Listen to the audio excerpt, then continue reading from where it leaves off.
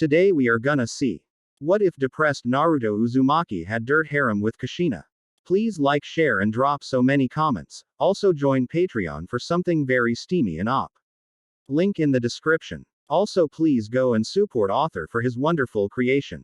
Prologue. About a mile from Konoha, Kushina abandoned her run for a more leisurely approach. Dropping to the path in a cloud of dust, she began to look around her. Things had changed. Of course things had changed. 12 years. Hell, 12 years, almost 13. Did she even dare show her face after that long? Being bold came naturally to Kushina, but this was a bit much, even for her. She tried to stuff the seeping guilt down under empty mantras and excuses. But better late than never, and it took longer than I expected made her taste bile they were so bad. 12. Almost 13 years. That would make him, Lord, that would make him nigh unto pubescent. But in her mind she was still holding him in her arms. Holding him and telling him she'd be back soon. Things got messier as she neared the wall. This didn't surprise her as she had heard that there had been an attack on Konoha. That Orochimaru had invaded sometime during the last Chunin exam but had been driven from the village. She felt a silly swell of pride at that thought. Of course they had gotten rid of he Snake. The ninja of Konoha were tough. She let the thought buoy her as if she too had been there to defend her village, her son. But yes, things looked bad. There were vast swaths of leveled fours. From some sort of battle that had gone on there. She found herself frequently walking through these unnatural clearings, peppered with scorch marks and craters. It was every bit as bad as the forest she had left by 12 years earlier. Maybe no time had passed after all. Maybe Naruto would still be that blonde little cherub with Minato's face. One look at the wall told her otherwise. An enormous chunk of Konoha's outer defense was demolished. Scaffolding stretched across part of the rift, but it looked as though construction was slow going. The new portion reached perhaps a foot over Kushina's head. That might stop a stray cow. But it wouldn't discourage enemy ninja. Perhaps things were worse than she imagined. She contemplated just going through the gap in the wall. The construction site looked abandoned enough. And some anonymity would be a blessing. Just report to the Hokage and find out where Naruto is. In and out. Nobody recognizing her along the way. But no one had ever accused Uzumaki Kushina of being a coward. She would return as she left, through the gate. She touched the forehead protector she wore on her arm, self-conscious, fingering the grooves that formed the whirlpool symbol. Taking a deep breath, she passed through the gate. There were a couple of Chunin on guard as usual, but Kushina didn't recognize either one. They looked young, probably academy age when Kushina had been there last, but they had the bored expressions of people who had been doing this job for a while. One of them, a kid with too much hair and a bandage across his nose, looked up at her entrance. She approached their station, forcing her muscles to stay relaxed, though she desperately wanted to bolt back out of the gate and hide. Not wanting them to think her an enemy, she kept her hands clear of the weapons pouch she had lashed to her thigh. She knew at the slightest wrong move, these guys would be on her. It was their job. It didn't matter that she could probably take them both in a matter of seconds. She didn't want a couple of damaged Chunin to dampen her hypothetical welcome back to the village. Name. For the records. It was the other guy who asked the question. No bandage on this one. But his bangs did seem to be taking over his face. Must be the look these days, she mused. Uzumaki Kushina. My. That look they exchanged was certainly ominous. 1. This chapter is crazy long by my standards. Thanks to my beta. Waiting for morning. She remains the best at beating off adverbs and Western isms with her wiffle bat of editorial splendor. Hope you enjoy. 1. Uzumaki Kushina. She repeated her name for the two guards because they had yet to respond to her. I need to report to Sandame as soon as possible. Sarutobi-sama. The Chunin with the bandage ov. His nose looked even more stricken than before. Sarutobi-sama was killed by Orochimaru, Chunin number 2 said quietly, his voice quavering a little. Kushina blinked a few times, waiting for that reality to register in her mind. The expected wave of grief didn't come, so she moved on. So the rumors are true. Who's the new Hokage? I need to make my report. She felt a little cold because of the unconcern in her voice. But she had this planned out and wouldn't be derailed so easily. Make a report. Find Naruto. It didn't really matter who that report was to, the goal was finding her son. And then what? That would come to her in time. The Chunin with the nose bandage, number 1, seemed a little blindsided by her response too. A report, you say? Why would you need to report? I've been on a mission. We're still supposed to report back after missions, right? Apparently he didn't recognize her at all. That was probably for the best. They had definitely recognized the name though. You did say Uzumaki, right? Number 2. The one with mutant bangs, flicked through a clipboard list of names, shaking his head slightly. Oh, she definitely said Uzumaki. Nose bandage was staring at her with a mixture of awe and suspicion. You're not on my list. Mutant bangs sounded completely unsurprised. It was a long-term mission. They should have info on it at Hokage Tower. Kushina didn't feel like explaining herself just now. Who's the new Hokage? She tried the question again, but got the same response, nothing. They just glanced at one another. What should we do with her? Take her to Iruka, I guess. Who the hell was Iruka? The new cage. Growing impatient, Kushina crossed her arms and decided to let them know what was up. Listen, I don't need an escort, just put me on the books and I can find my own way to the tower. I've been there often enough. Unless you moved it in the last 13 years, I think I'll be okay. No, I think one of us should take you. I'll go, you stay here Katetsu. Mutant bangs. Number 2 stood up at this, foisting his clipboard upon nose bandage. Katetsu, she corrected herself. Hey, I'm not going to miss this, should prove interesting. Katetsu stood now, laughing a little. You stay here, Azumo, you're the clipboard guy. Azumo leaned toward Katetsu and spoke in a whisper that was nonetheless completely audible to Kushina. I'll fill you in later. Just chill, okay? Why her appearance should cause drama not to be missed by these two was completely beyond Kushina. She just needed to report on her mission, after all, unless, of course, they had categorized her as a missing nin during her 12-year absence. That thought had never occurred to her before, and she didn't like the way it lolled across her mind now. Well, best to get this done soon and preferably without an audience. These two didn't seem to be treating her like a threat, far from it, they were completely ignoring her in favor of dickering with one another. Shrugging, Kushina turned away and began to walk toward the last known location of Hokage Tower. Once she was about a block away, she heard a shout of alarm from one of the Chunin and heard footfalls catching up with her. Apparently Azumo had won the argument, because it was he that drew up alongside Kushina as they rounded the corner where Ichiraku Ramen still stood. It looked like the shop had a new awning. But the same irresistible smells were wafting out to her. Maybe she'd have to visit there after finding Naruto. She wondered idly if he would like her old favorite restaurant. An unfamiliar girl was serving the two customers on the stools out front, but she could see a well-known gray head bent over the soup pots. Oi, Teuchi Nisan. The head shot up at her shout. She waved W. Ho was considerably more wrinkled than the last time Kushina had seen him. She flashed him a patented Uzumaki grin. The look on his face was beyond shocked. She had to keep walking to keep with her Chunin escort. But as she walked out of sight of the ramen stand, she heard a large clang and sploosh as if Teuchi had dropped whatever he was carrying. Dang. Kushina grimaced and addressed Izumo, who? Ops. Guess that wasn't the best idea ever. Izumo's eyes were wide and he let out a nervous little laugh that Kushina took to mean, you may be certifiably insane, I haven't decided yet. Oh well, Kushina could handle that. The streets were painfully familiar, growing ever more so as she approached the building that had once been her home with Minato. That too seemed to clang around in her head, eliciting very little response. She tucked it away with the news about Sarutobi. To be dealt with at a later date. One thing at a time. Aside from a slight jab at the sight of her almost husband's face on the mountain. She made it to the tower with her psyche intact. Good job, Kushina, keep it up. It helped that the interior of the building was painted a sedate off-white. Everything had been blue while Minato had been there. Azumo took her past the Hokage's main office.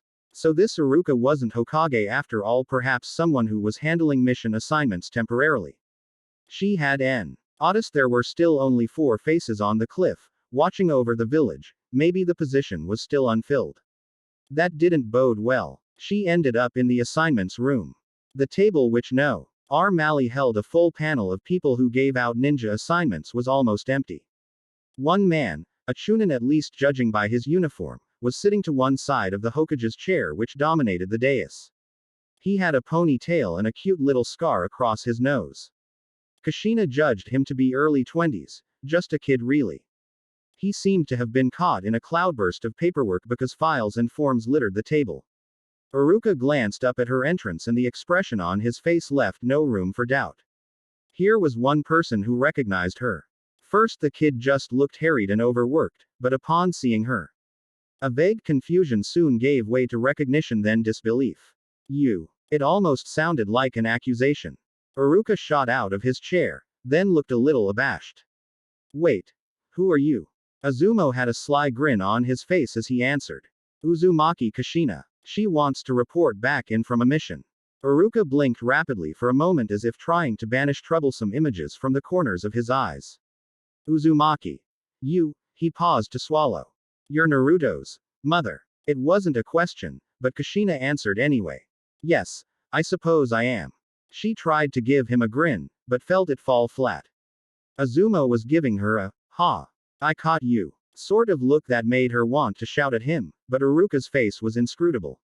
Azumo, thanks for bringing her by. You can go back to your post. Iruka nodded toward his fellow Chunin. Oh, hi, Taiko, right away, Taiko. Izumo's voice was toxic with fond sarcasm as he popped Iruka a goofy little salute. Will ya get outta here, ya dingbat? Oh, come on Iruka-kun. Iruka gave him a warning glare in response, and Azumo conceded with a shrug and exited, hands in pockets. Sorry about that. Iruka absently tended papers on the table for a moment after Azumo left the room.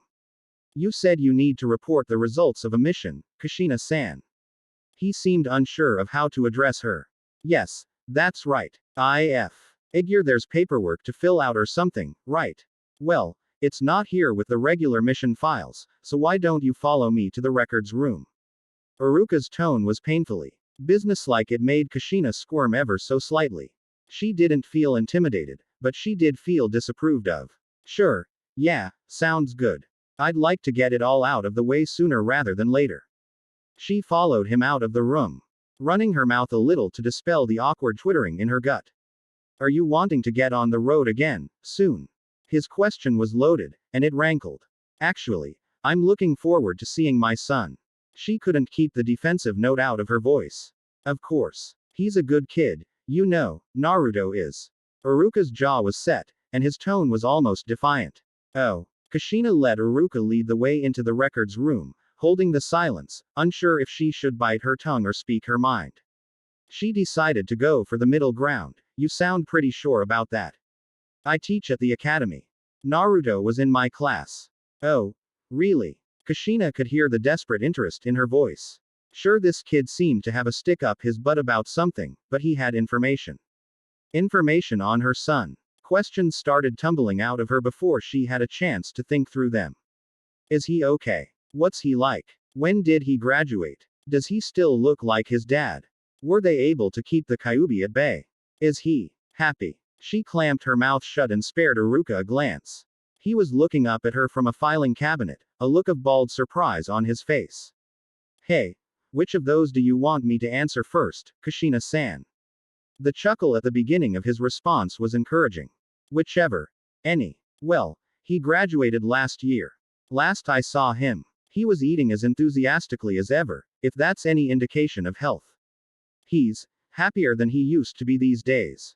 He's a hyperactive knucklehead, but he's a good kid. And yes, he looks more and more like Yondaime every time I see him. He's on a team under Hatake Kakashi. They get a lot of assignments. His voice trailed off, and he glanced at her again, frowning. Are you okay? Yes, I'm. Her own voice sounded pinched in her ears. Absently, she brushed at her cheek with her fingertips and was surprised to find tears there. She scrubbed at her eyes with the heel of her palm and swallowed down the catch in her voice. Yes, I'm fine. Sorry, you were saying. I don't remember. What other questions did you have? Hey, I don't remember either. I just want to know everything. It's been a long time. You said he's on a team under Kakashi-kun. She laughed a little and shook her head at the way things come full circle. She remembered when Kakashi had been 12 years old and on a team under Minato. Yeah. Though Kakashi-san is in the hospital currently. Iruka returned his attention to the files, and flipped through a few. Here we go. He pulled a manila folder from the back of the drawer and stood up, handing it to her. You'll need to sign it and write up a full report on the mission. Why it took so long and everything. Ouch. She ignored the comment. Can I write it up later? I'd like to see Naruto as soon as possible. Well, yes, but Naruto isn't in Konoha right now. He's on a mission. But I thought that Kakashi was in the hospital. What kind of mission is it? She stuffed her concern over little Kakashi and her disappointment over Naruto's absence into the numb corner of her mind along with Sandame and Minato. Maybe he'd be back in a day or so, after all. He's probably still a genin. It doesn't take long to paint a house or catch a cat. I don't have the details. I just know he's been gone for a month or so. It's something that came down from the council. There was some sympathy in his voice but not much. If you don't mind me asking, where have you been all these years, Kushina-san? This last seemed to pour out of him unbidden. And he flushed a little. I mean, your son could have used some parents along the way. It's been hard on him being all alone like that. All alone like that. So that was Iruka's problem. He felt that she had been an irresponsible parent. She felt her hackles rising. A swift tingling that swept up her neck behind her ears and settled into her temples. She pursed her lips and clutched the folder like a shield. It was better than taking him with me all around the known universe on a crazy hunt for Whirlpool Ninja. Lage here to support him and love him. Here they have his father's face on a mountain. For Pete's sake. I couldn't have done better than that, even if I had stayed. Iruka was shaking his head. The action slow and ominous. What? Kushina frowned. It didn't work out that way, Kushina-san. How do you mean? Naruto hasn't had it easy these past years. He's a container for the Kyuubi. People aren't okay with that. His voice was patient, but it had a, you idiot, undertone to it.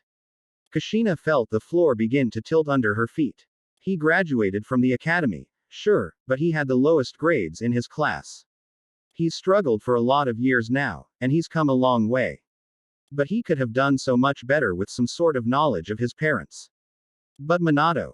Kushina gestured lamely at the ceiling, perhaps meaning to indicate Hokage Tower, perhaps the mountain behind it. He doesn't even know who his parents are, Kushina-san. Oh, hell. Breathing became difficult. Like a whole team of heavy combat ninja were sitting on her chest. Like the air around her had suddenly become water, and she was the only one without gills. She dropped the folder she still held and placed her hands on her knees, leaning up against the filing cabinets behind her. Kushina-san. Are you all right? Breathe. Just breathe. Tuck this away. Under Minato, and Sandame, and little Kakashi in the hospital, and this Iruka guy's disapproval. Just put Naruto there, his unhappiness. His loneliness. Tuck it away. Shit. It was too much. The numb corner of her brain wasn't big enough for her son. It wasn't big enough for her failure. She couldn't do it. It all came spilling out. A torrential wave of guilt. He doesn't even know who his parents are. She slid to the floor, the file cabinet's handles ratcheting against her spine on the way down.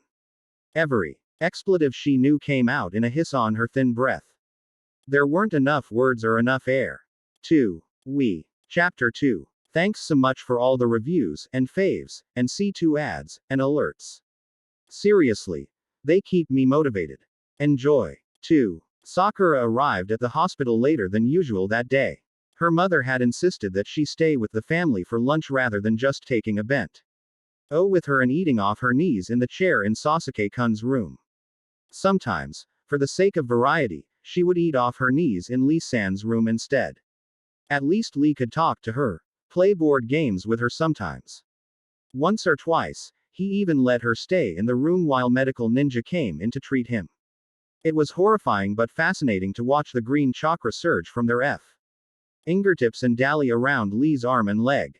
The 2 flowers Sakura clutched in her hand were a calming butter color. Ino had helped her pick them out as usual but couldn't come to the hospital today. Sakura felt a giddy pleasure. She would have Sasuke-kun all to herself today. Upon entering the hospital, she was distracted from her internal gloating by a ruckus at the nurse's station. A woman Sakura didn't recognize seemed to be arguing with the head nurse. She had the longest red hair Sakura had ever seen, and when she shook her head back and forth, it danced and swung around the backs of her legs in a way that would drive any kitten, or any man, Sakura supposed, absolutely crazy.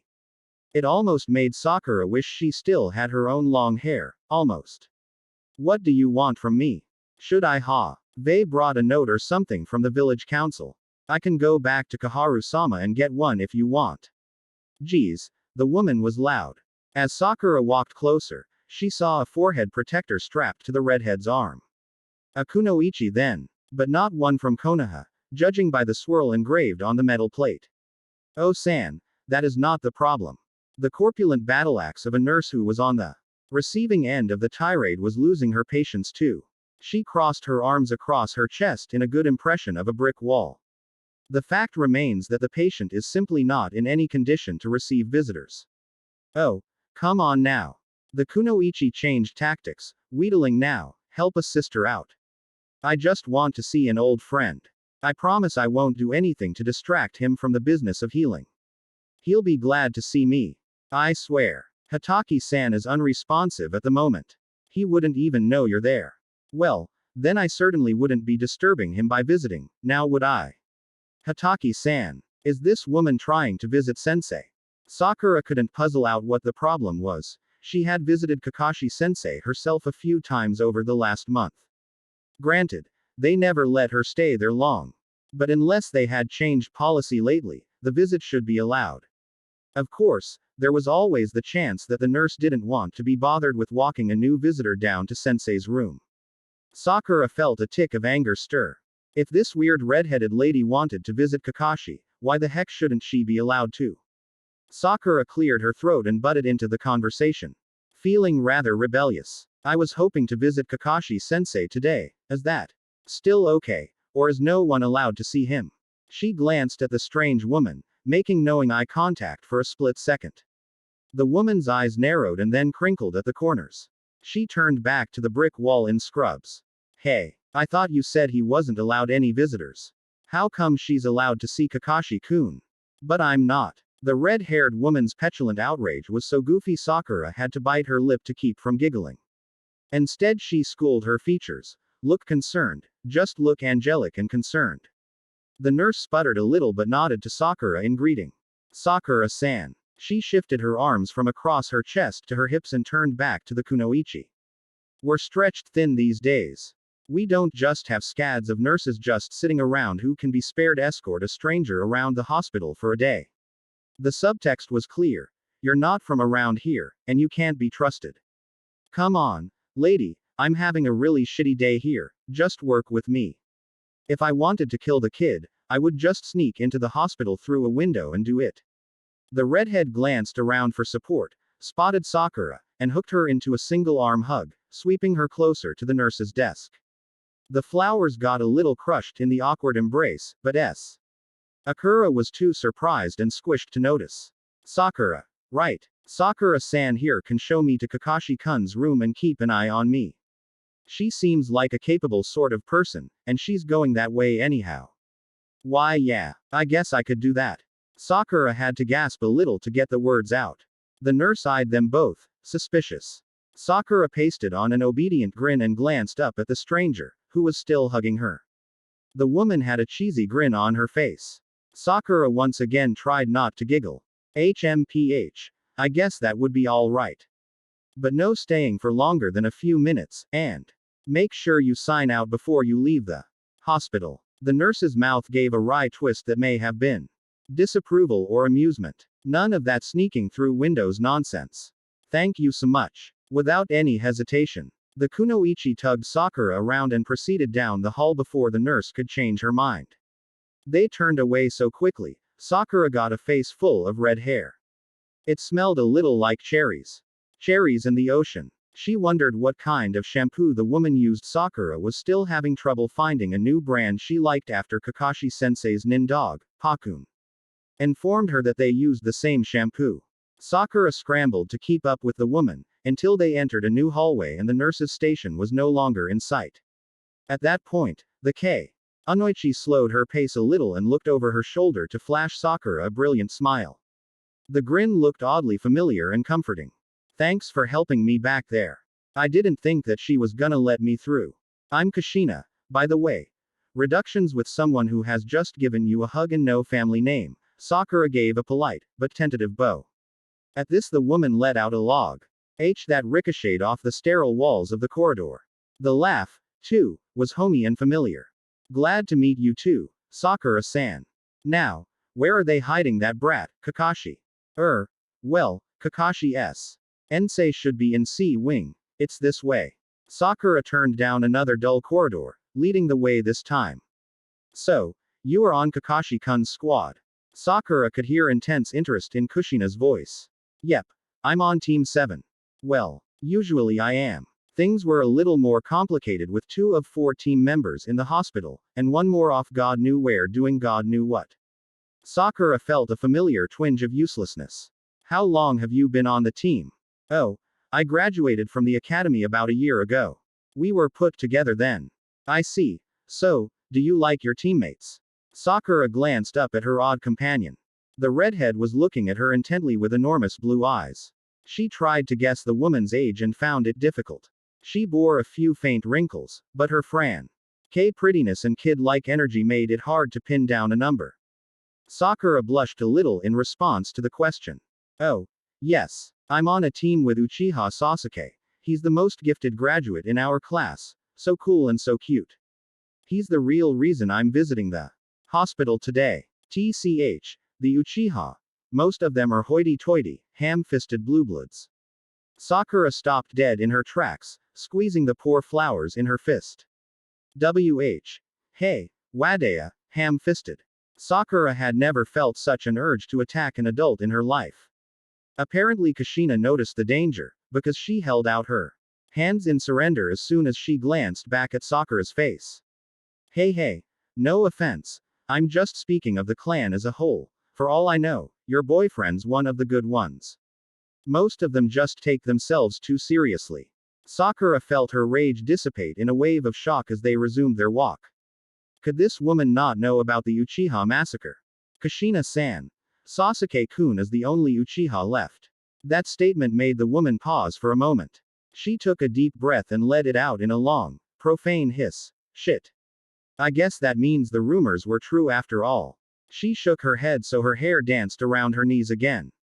That means Makoto-chan and all of them. The glee was gone out of the kunoichi's voice.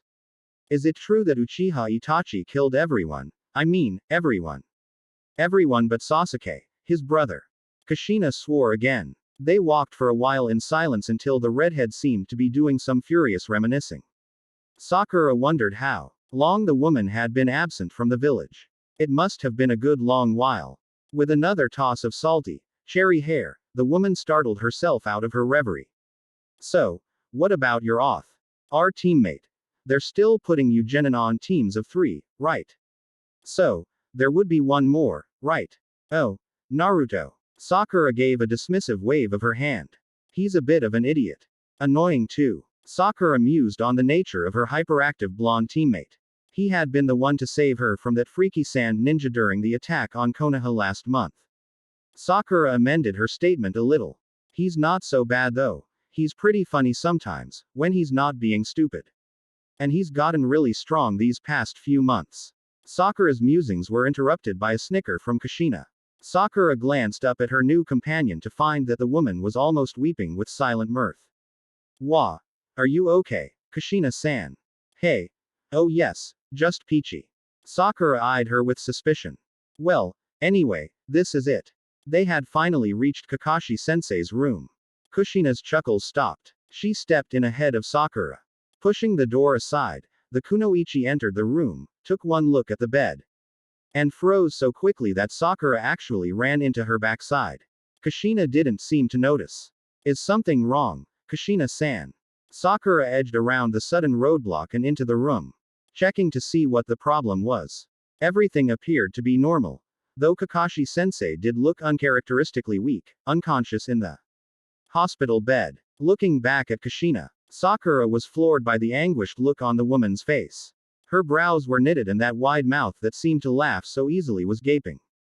Sakura was taken by the sudden realization that T.'s woman could be more than just an old friend of her teacher's. After all, Kushina couldn't be that much older than Kakashi. It was hard to tell her sensei's age too, when it came down to it. The romantic storylines Sakura began to concoct in her head, full of forbidden passions which spanned nations and decades, were shattered when the redhead opened her mouth. Damn, he got big when I wasn't looking. Anyo, what do you mean? Kushina-san. Well, he was only about this tall last time I saw him. Kushina held her hand out to about shoulder height. Okay, so not a former love interest after all. The redhead swept further into the room and took the seat next to the hospital bed, fondly roughing Kakashi's silver mop of hair which was sticking up over the sheets. Shit, he looks pretty bad. Is he always like this? Well, yes, the doctors don't know what to do for him. TCH. Bunch of amateurs. Where's Rin? She's usually good for figuring out solutions for sticky medical problems. Why isn't she on his case? Who? Sakura had never heard that name in her life. Rin, you know, Rin. Well, she's about his age. Kushina indicated the comatose sensei. She's got purple stripes on her cheeks, brownish hair, a bit of mother hen sort of attitude. Sakura shook her head. The description wasn't ringing any bells. At that, Kushina deflated a little, slumping in the chair and resting her face in her hands for a second. The woman that emerged from behind the fingers was a little graver and considerably more concerned. Man, is there anyone I knew that's not dead, injured, or out of town? Kushina let out a humorless chuckle. Don't answer that. Sakura wasn't about to answer the woman's hypothetical question. She was too caught up in the distressing realization that Kushina seemed very familiar. Not just her laugh and her smile, but her attitude. Kushina was likable. She gave off a comforting, friendly aura that Sakura couldn't quite place, but she enjoyed. It was like coming home. She wondered if she had met this woman at some point, perhaps on a mission. Perhaps during the Chunin exams. None of those felt quite right. Sakura put these musings on the back burner of her mind. Kushina turned a sly grin on Sakura. So, have you managed to see Kakashi-kun's face yet? Sakura gaped at the older woman. You've seen him, without his mask. The last was in an exaggerated whisper. Though the nurses had assured her that both Kakashi and Sasuke couldn't process any sounds they heard. Kushina's grin widened. Oh yeah, though it took ages. It was months after he joined Min, she trailed off. Biting her lip and suddenly looking pensive. It didn't look like the woman had any intention of finishing her sentence, so the two females coexisted in silent musings for a short time. Sakura was on the verge of telling Kushina that she was going to deliver her flowers, that she'd be right back, when a shrill holler came bouncing down the halls toward Kakashi's room. Come on, Granny. It's not time for drinking yet. You promised you would help everyone. Calm down, will you? I'm coming. Give a girl a break. Hey, you're not a girl. Shut up, brat. An orang. Torpedo charged into the room, totally intent on his task. Naruto was back, and Sakura held back the urge to laugh with relief and amusement at his characteristic entrance. A gorgeous blonde woman scuffed in after him, looking put out. Sakura-chan. I was wondering why you weren't in Sasuke's room. He's okay. Granny Tsunade fixed him up. Naruto flashed her one of his wide, cheesy grins. He's okay. Sakura melted at those words. Without sparing Kakashi-sensei, this, Granny Tsunade, or that strange Kushina woman, another thought, Sakura made a move toward the door when she heard a resounding clatter from behind her. Sakura turned around to see that the redhead had shot to her feet, knocking her chair over in the process. Her eyes, which were large to begin with, seemed about to take over her whole face. And her hands were visibly shaking. Sakura followed Kushina's shocked gaze to where it rested. She was staring at Naruto. Something in Sakura's brain began to whir into place. Hey, lady, what's your problem? Who are you? And why are you staring at me like that? It's freaking me out. Naruto was pointing an accusing finger at the redhead. With his usual lack of delicacy, he had just summed up all the questions that were rattling around in Sakura's mind, searching for purchase in a logical pattern. Kushina now had the blonde newcomer's attention too. Kushina-san. I thought you were dead. The woman that Naruto had called Granny looked fairly taken aback herself. Kushina didn't answer. She glanced at the blonde and back at Naruto, apparently having trouble processing a few things. Hey, you know her. Naruto swung his attention back to Tsunade. What the hell's going on here? And why is she in Kakashi-sensei's room? Tsunade licked her lips and raised an eyebrow. Naruto, this is Uzumaki Kushina. Your mother. 3. Man, these chapters keep getting longer and longer, by my standards. It's like each chapter keeps mutating as I write it. My beta, the grammar goddess. Waiting for morning, tells me I'm maturing as a writer. I tell her that she is full of crap. Either way, you folks get longer chapters, so I guess it works out. Thanks for all the reviews, etc. Enjoy. 3. The first thought that went through Naruto's head simply came out his mouth. Because that's what Naruto did. He said what he thought, like there was a leak somewhere between his brain and his tongue. Unfiltered opinions were always bursting out at inopportune times. Like this one. But I don't have parents. Well, yes, Naruto knew that was silly. He knew he hadn't leapt fully formed Rom the imagination of Yondaime. Add a little ambition, a dash of hyperactivity, fill to the brim with demon chakra, presto. Uzumaki Naruto. But he had assumed he was just another war orphan. The village was chock full of them. In his graduating class, it was the kids who still had both parents who were the oddballs. Shikamaru, Ino, Choji, Sakura, yep, that was it. Even Hinata, though she had a whole clan's worth of family, still only had one parent. And Naruto, well, he didn't have any. Not even a tragic rumor of one. Whoever his folks had been, they weren't even important enough to remember. They didn't exist. So whoever this red-headed woman standing in front of him was the one Granny Tsunade had called Kushina-san, she couldn't be his mother. No one was talking in the room, though. No one batted down his outburst. Accused him of rudeness or stupidity. That was unusual considering Sakura-chan's presence. So his mind switched gears, and the next thought spilled out of his mouth too. Hey, you're all messing with me. Aren't you? He swung back around to face Granny Tsunade, pointing at her now. Geez, this woman. She drinks and gambles, she pretends to be young when she's not, and she tells terrible jokes, mean jokes, lies. Naruto reeled around to point the finger at the rest of them. Kakashi was still unconscious. The not mother was still staring, but at least her mouth was closed now. She seemed to be deciding something. Sakura kept glancing from the redhead to Naruto, a look of stunned realization on her face. And Tsunade. Well, she wasn't even blinking. Gave no sign of deception. None whatsoever. He looked back at the redhead, who was now smiling, a sheepish, terrified, but genuine smile. And so, the third thought came to his mind, but this one he caught behind his teeth. Shit, that's my smile. Not that Naruto spent time smiling at himself in the mirror, but still there was a sort of recognition there. A recognition he sensed rather than saw. A recognition that was currently tugging at the proverbial rug under his feet. He'd felt that same shit-eating grin on his own face before.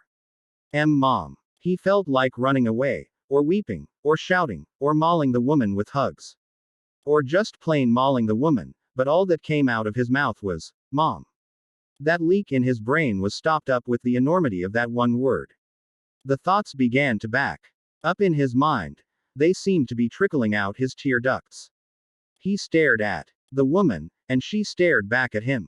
The smile was gone, the shock was back, but more controlled this time. Hiya, Naruto. Her voice was gentle and sweet sounding, if a little cracked from some emotion that Naruto couldn't name. Hell, he couldn't even name his own emotions. His eyes were beginning to burn, and he felt suddenly shaky and weak. His hand, still in a fist with finger pointing, was quivering at his side, accusing the floor. Naruto felt a welling rage charge up his weakened spine and course through his vibrating limbs. The next words came not from his head. That organ was still plugged with that incomprehensible block of a word. They came instead from his soul, from his raging heart.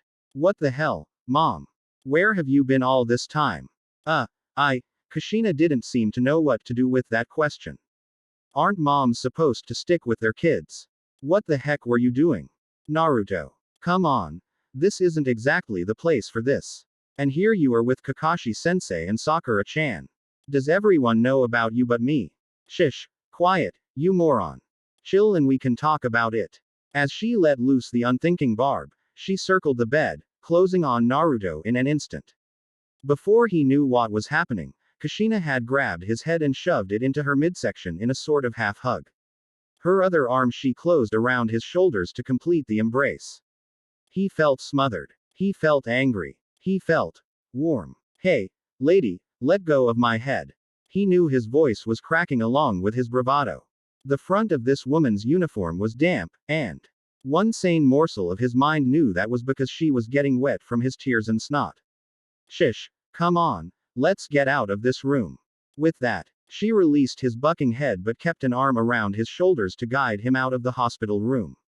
On the way out, much to Naruto's surprise, Kushina's free arm shot out and smacked Tsunade upside the head. The move was deft and incredibly quick. Tsunade let out a little, ow, of surprise. Baka, you really could have waited a minute for me to tell him myself. Hey. Tsunade sounded like she couldn't decide whether to be indignant, defensive, or apologetic. Oh, go deal with Kakashi-kun, we'll catch up later.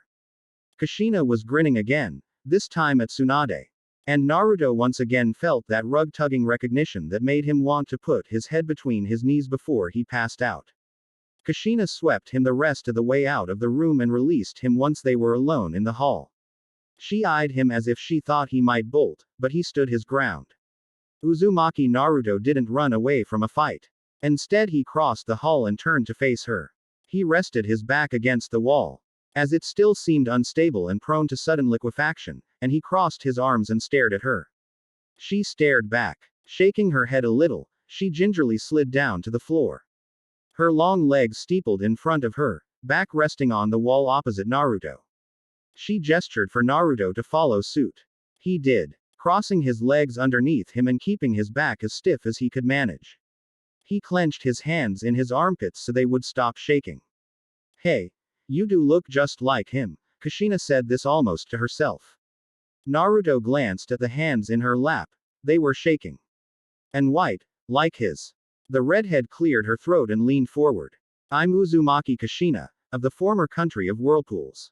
Say wave. He didn't respond. I'm your mom. Yeah, so I heard. She didn't deserve a real answer to that, so he wasn't going to give her one. Well, she didn't avert her eyes from his face, even though he knew she felt awkward. You had some questions that deserve some answers, I guess. Understatement of the decade. So, well, I guess you want to know where I've been all this time. She still didn't tear her eyes away from him. It was beginning to get disconcerting. Yeah, for a start. He didn't really have much control over that bitter note in his voice. Also, damn it, the emotional cracking sound was still there. Well, I screwed up, Naruto. I was supposed to come back sooner, years sooner.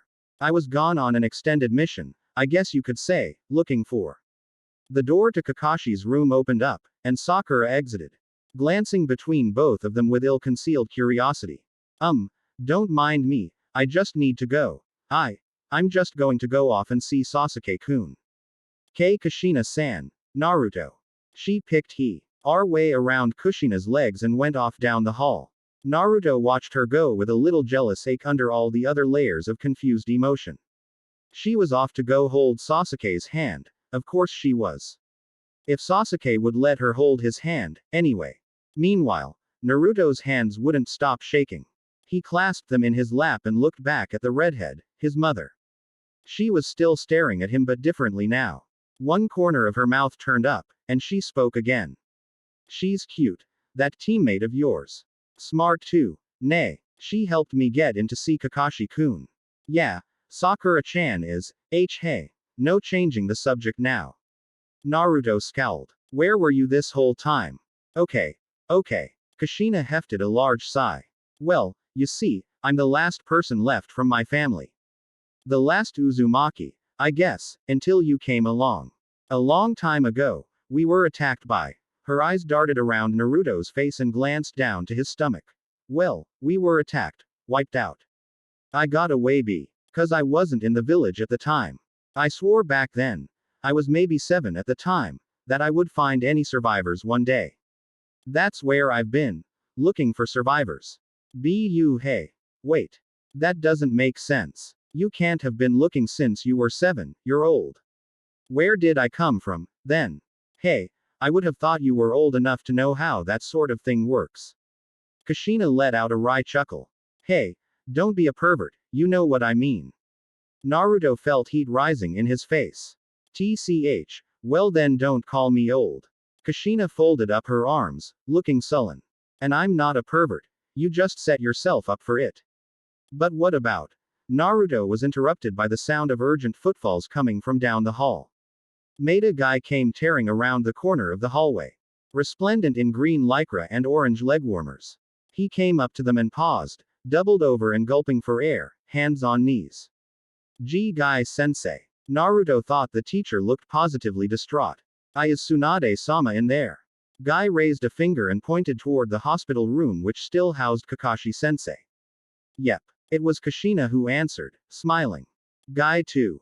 No notice of her but ran to the door and wrenched it open to access the healer and his eternal rival. With his footfalls and the slammed door still echoing off the corridors, Kushina looked back at Naruto. So, what were you saying? I'm not sure. Wait, you called me a pervert. Kushina's eyes flared, and she leaned forward again. I was going to say. Coming through. Guy sends. Burst out of the hospital room again and was halfway down the hall before Kushina had time to move her legs out of the way. He was followed by a reluctant-looking Tsunade. Seriously, Kakashi. No or getting beat up by upstart little punks. You're supposed to be a genius, remember? So use your brain. Tsunade sent her scolds back into the room as she sidled through the door to follow Guy. Tsunade-sama. Hurry. You must come heal my Lee-kun.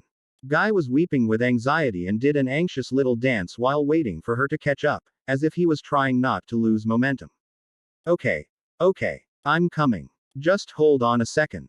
Tsunade growled a little as she closed the door. Before following Guy, she paused by the pair of Uzumakis. Kushina-san, come by my office later on today, we have some things to discuss. She glanced down the hall and then at a clock on the wall. On second thought, make that tomorrow sometime. Hi, I'll be there. Kushina nodded obediently as if she hadn't smacked Godime in the head just a few minutes earlier. As soon as they were out of sight, Naruto brought his attention back to this woman who claimed to be his mother. She was once again looking at him. Will you quit staring at me all the time, it's weird. Naruto huffed a little and scratched the end of his nose. How long was it supposed to take to get a story out of someone? Sorry, Naruto.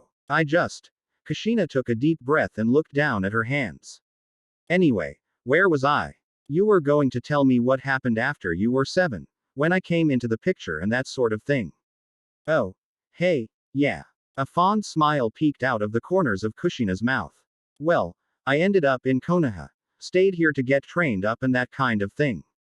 Just until I was strong enough graduate. And skilled enough to do what I had sworn I would do. She glanced up at Naruto again, and her expression was pleading for forgiveness. I didn't want to leave you here. I meant to come back. I promised your dad I would come back, that we would be a family. And then, he died and it wasn't safe to just take you with me because he'd sealed Kyuubi inside you and I didn't. She looked down at her hands again. I didn't want to go back on my word, and I didn't want to put you in danger. Kushina scrubbed at her face with her hands and looked down the hall. I screwed up, didn't I? Royally. Naruto wasn't sure there were any words to express how badly she had screwed up. Sure, he understood the need to keep promises, but if a promise had waited since she was 7. Surely it could have waited a little longer. It wouldn't have been so bad if she had actually left him with someone. Wait, she said something about my dad and something about the Kyuubi. Wait, what were you saying about? But his frantic questioning was cut off by a small contingent of nurses trooping down the hall. TCH, maybe this isn't the best place to talk. Kushina muttered as the squad in scrubs neared them. About half the nurses filed into the room, and the other half went down the hallway in the direction Guy and Tsunade had gone earlier. 1. Exceptionally fat nurse gave Kushina a dirty look when she scrambled to her feet to allow the brigade to pass. Naruto followed suit, getting to his feet. He didn't want the redhead to escape without answering a few more questions to his satisfaction. Kushina crossed the hall toward him and leaned down to mutter in his ear. What I say we get out of here, kid? I'm getting hungry. Let's talk over food. She straightened up and gestured toward the room that the nurses had just infiltrated. Do you want to check and see how your sensei is before we go? Food sounded good, but it would probably be best to check on Kakashi sensei first. Yeah, let me just say hi. Both Uzumakis came to the still open doorway and peeked in.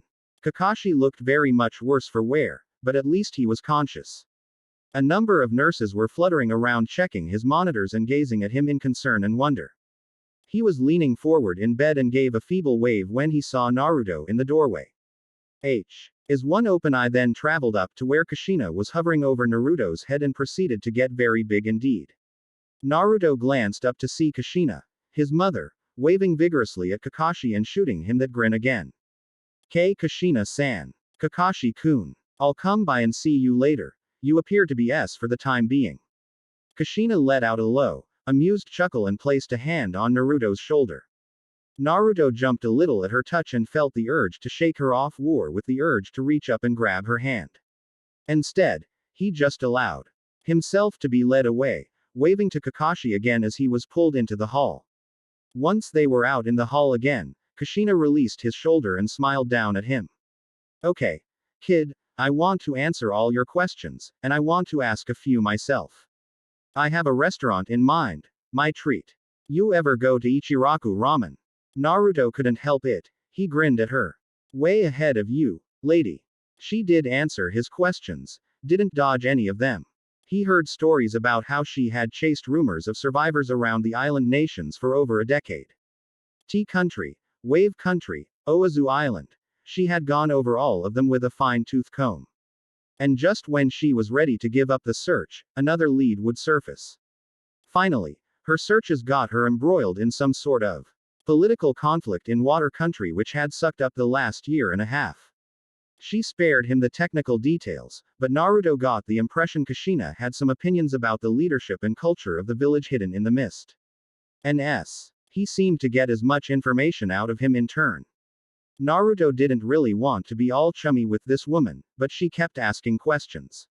He ended up telling her about the Chunin exams, his missions, both massive and mundane. His teammates and sensei, his ambition to become Hokage, she had laughed at that, though not in a mean way, and his favorite kinds of ramen.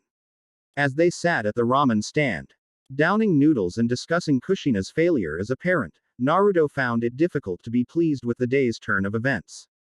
At the same time, he found it difficult to be too angry at the woman who had volunteered to buy him ramen and was now keeping pace with him, bowl for bowl. And, watching her, the anger kept giving way to wonder. I have a mother. How weird is that? Watching her chat with old Teuchi-san as if they were old friends brought another shock. Everyone knows this woman. People have known about her all along and never told me. Teuchi-san, Kakashi-sensei, apparently Granny Tsunade. Maybe others as well.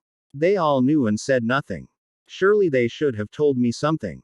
Once Teuchi had gone back to his noodle pots, Kushina turned to Naruto, one hand on her protruding gut. So, kid, you were going to ask about your dad, weren't you?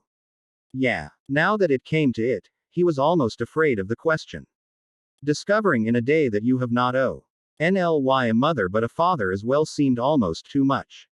Why, you said he died. Yeah. He died a hero. The night you were born, actually. Kushina stared into the dregs of her last bowl of miso ramen. Does that mean he died in the Kyuubi attack? Hey, kid, your dad is the one who took the Kyuubi down. Kushina raised the bowl to her lips and slurped down the remnant. Naruto tried to process this, but it didn't seem to add up. Wait, I thought Yondaime Hokage defeated Kyuubi. That's right, kid. Your dad, Namikaze Minato, Yondaime Hokage. She put down the bowl and met his eyes, a proud light shining in her face. Naruto turned slowly on his stool to look at the mountain behind him. He stared at that face that had been hanging chiseled over him his entire life, that face he had once SPL. A turd with paint just for kicks, my dad. What the hell? Why didn't anyone tell me about any of this? The shaking was coming back, even worse than before. He could feel the streams of tears begin to form down the sides of his face. Why didn't anyone say anything to me this whole time? I'm the son of. He couldn't get it out. He felt in danger of exploding. Kushina leaned over to him and once again put her arm over his shoulder in a sort of half hug. Teuchi ni-san. She hollered over his head, another bowl of ramen for the kid. She then leaned closer and patted Naruto's back soothingly. She spoke softly then, for just the two of them. This village and its secrets. They're like poison. Forbidden jutsus and bloodline limits. So much riding on what isn't said, what we can keep hidden, even from ourselves. She shook her head. Naruto. He met her eyes. I am so sorry that I wasn't here to tell you everything from the beginning. I don't expect you to forgive me, least not right away, but I'm here now. And I'm yours now. Just know that I'm going to be telling you the truth, that I'm going to be here. That's a promise. Teuchi came over, set the burgeoning bow WL in front of Naruto and retreated to a discreet distance. Naruto blinked at the boiled egg on top of the mound of noodles. All right. I think I can handle that. She didn't expect him to be okay, at least not right away. She obviously was serious about keeping a promise, so he could count on that. She had bought him a fifth bowl of ramen without him even asking for it. Naruto thought he could earn to live with having this woman, his mother, around from now on. 4. Hey folks. Sorry this update is a little later than usual. My writing groove was disrupted by a number of factors which I will not go into at this time. Thanks, as always, to my beta, waiting for morning for being a grammar rockstar and an awesome friend. Happy Easter, all. Thanks for reading, etc. 4. Kakashi lay in bed, staring at the hospital ceiling. A book resting in a little tent on his chest. Every time he breathed, the edge of the book's spine would creep into view then skulk out of sight again. It was like being stalked by a nin that had the audacity to wear bright orange. Ika stealth mode. The ceiling tiles were ochre with age and one was missing in the far corner of the room. Kakashi kept waiting. For a curious head to peek in through the trap door. Curious, not menacing. That ceiling was too commonplace to conceal anything more threatening than a couple of cockroaches or a rat that liked to pilfer expired drugs from the hospital garbage. He was alert because he was always alert, but he still let his mind wander a bit. Wander to how he had gotten himself into this bed, wander to his students and their futures. Wander to the cheery face of that woman who had appeared hovering over Naruto in the doorway.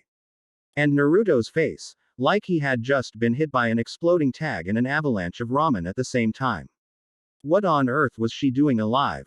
Not that it wasn't great that she was alive, but still, it was baffling.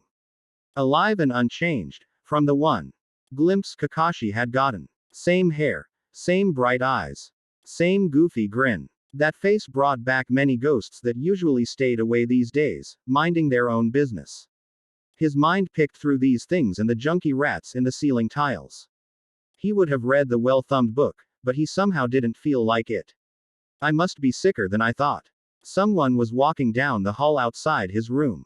Things in this wing had quieted down from earlier that afternoon, so he could hear each step clearly. From the cadence and weight of the footfalls, it could have been one of the nurses that insisted on checking in on him every half hour. But somehow, Kakashi knew this wasn't a nurse.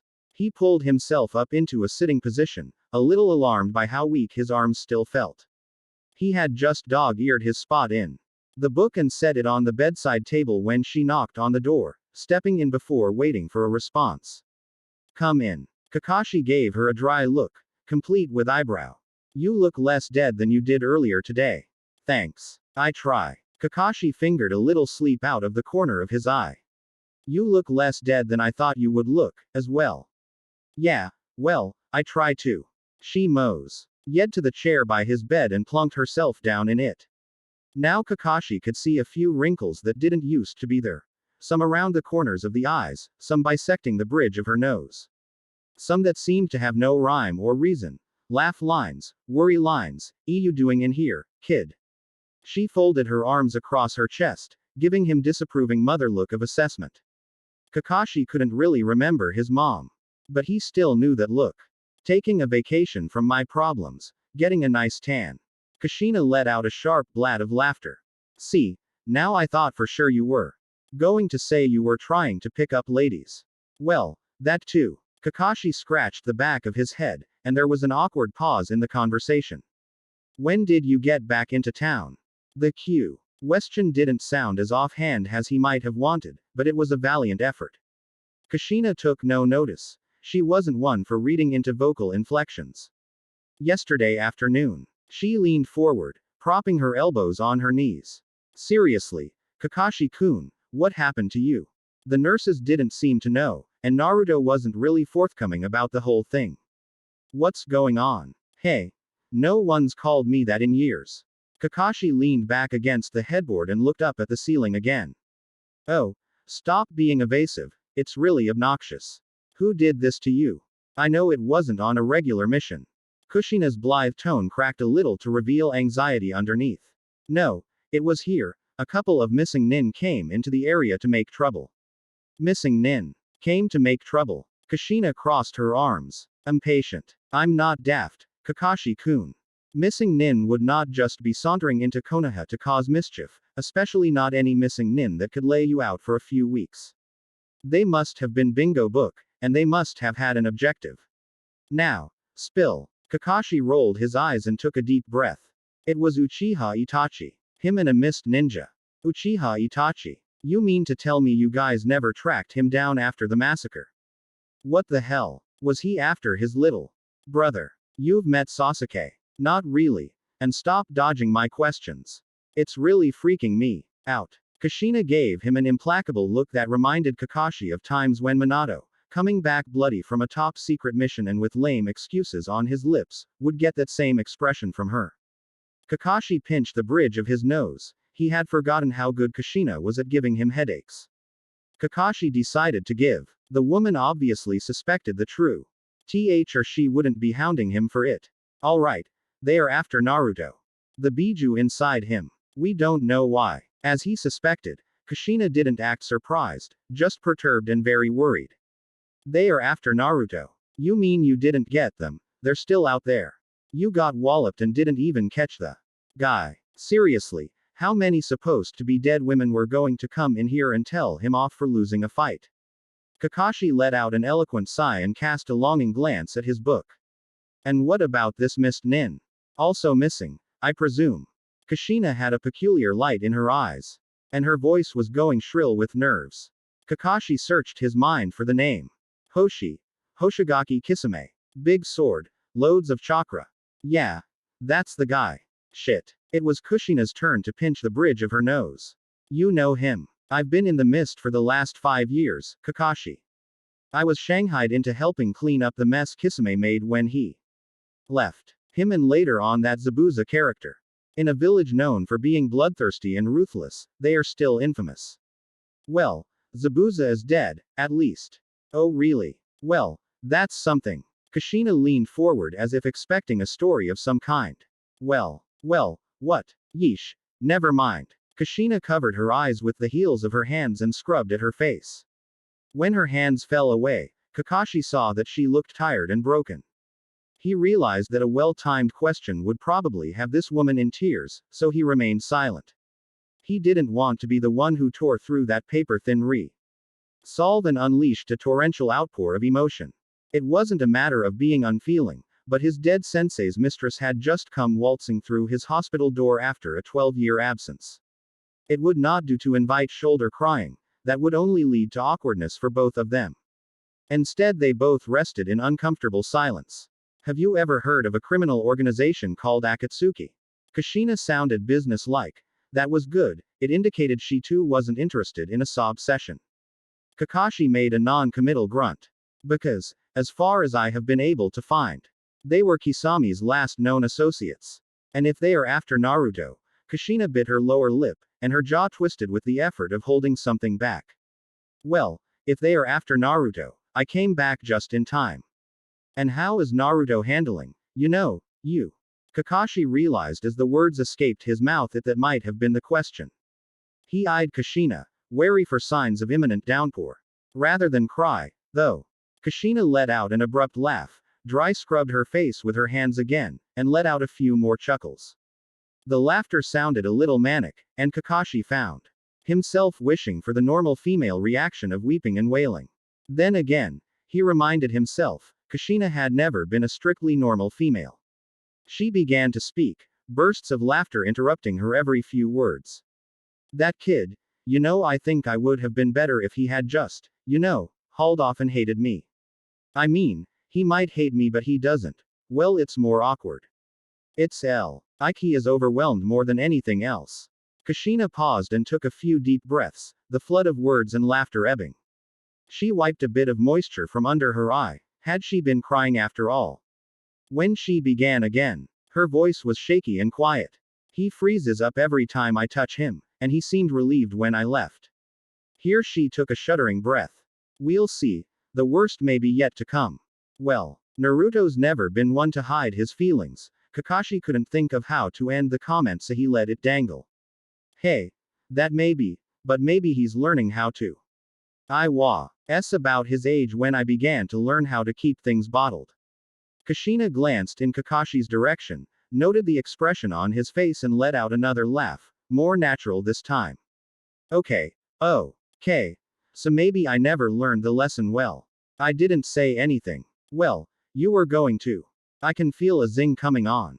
Kushina paused again, then leaned forward in her chair, a sober expression on her face. Did I do the right thing, Kakashi? Coming back.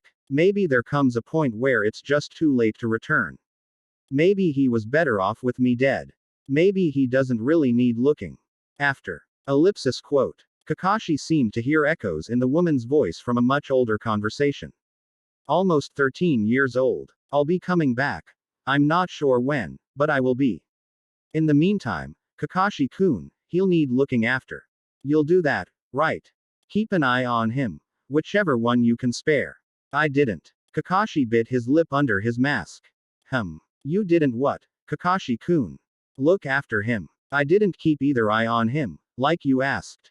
Ellipsis quote. What do you mean? He's on your team, you're his sensei. Minato would have been thrilled about that. Kakashi felt a pang at the mention of his teacher's name. That wasn't my doing. That was Sandaime. He shifted in his bed and resisted the urge to avert his eye from her gaze. He was a baby, and I'm no good with babies.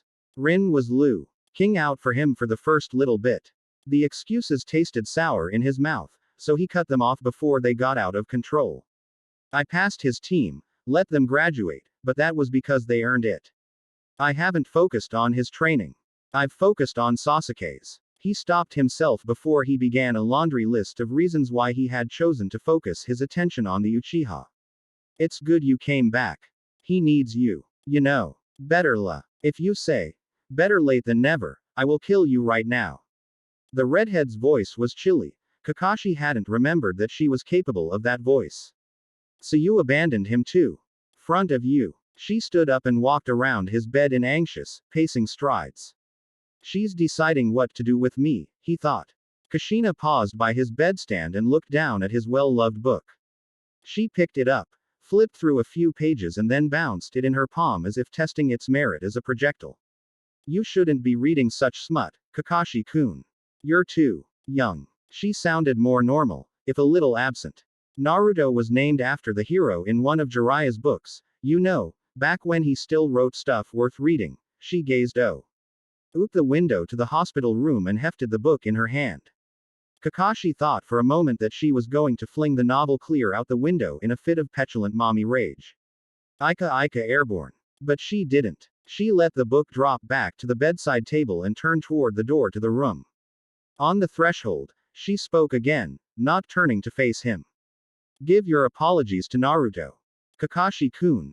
He's the one who deserves them. Then Kushina did glance over her shoulder at him. Again Kakashi was struck with how much she had aged. I'm glad you're not dead, Kakashi-kun. Same here. She smirked and exited his hospital room. Kakashi looked up at the missing ceiling tile again. Now did I mean I'm glad she's not dead, or I'm glad I'm not dead? Both, he supposed. This is for those of you who raised concerns about the last chapter 3.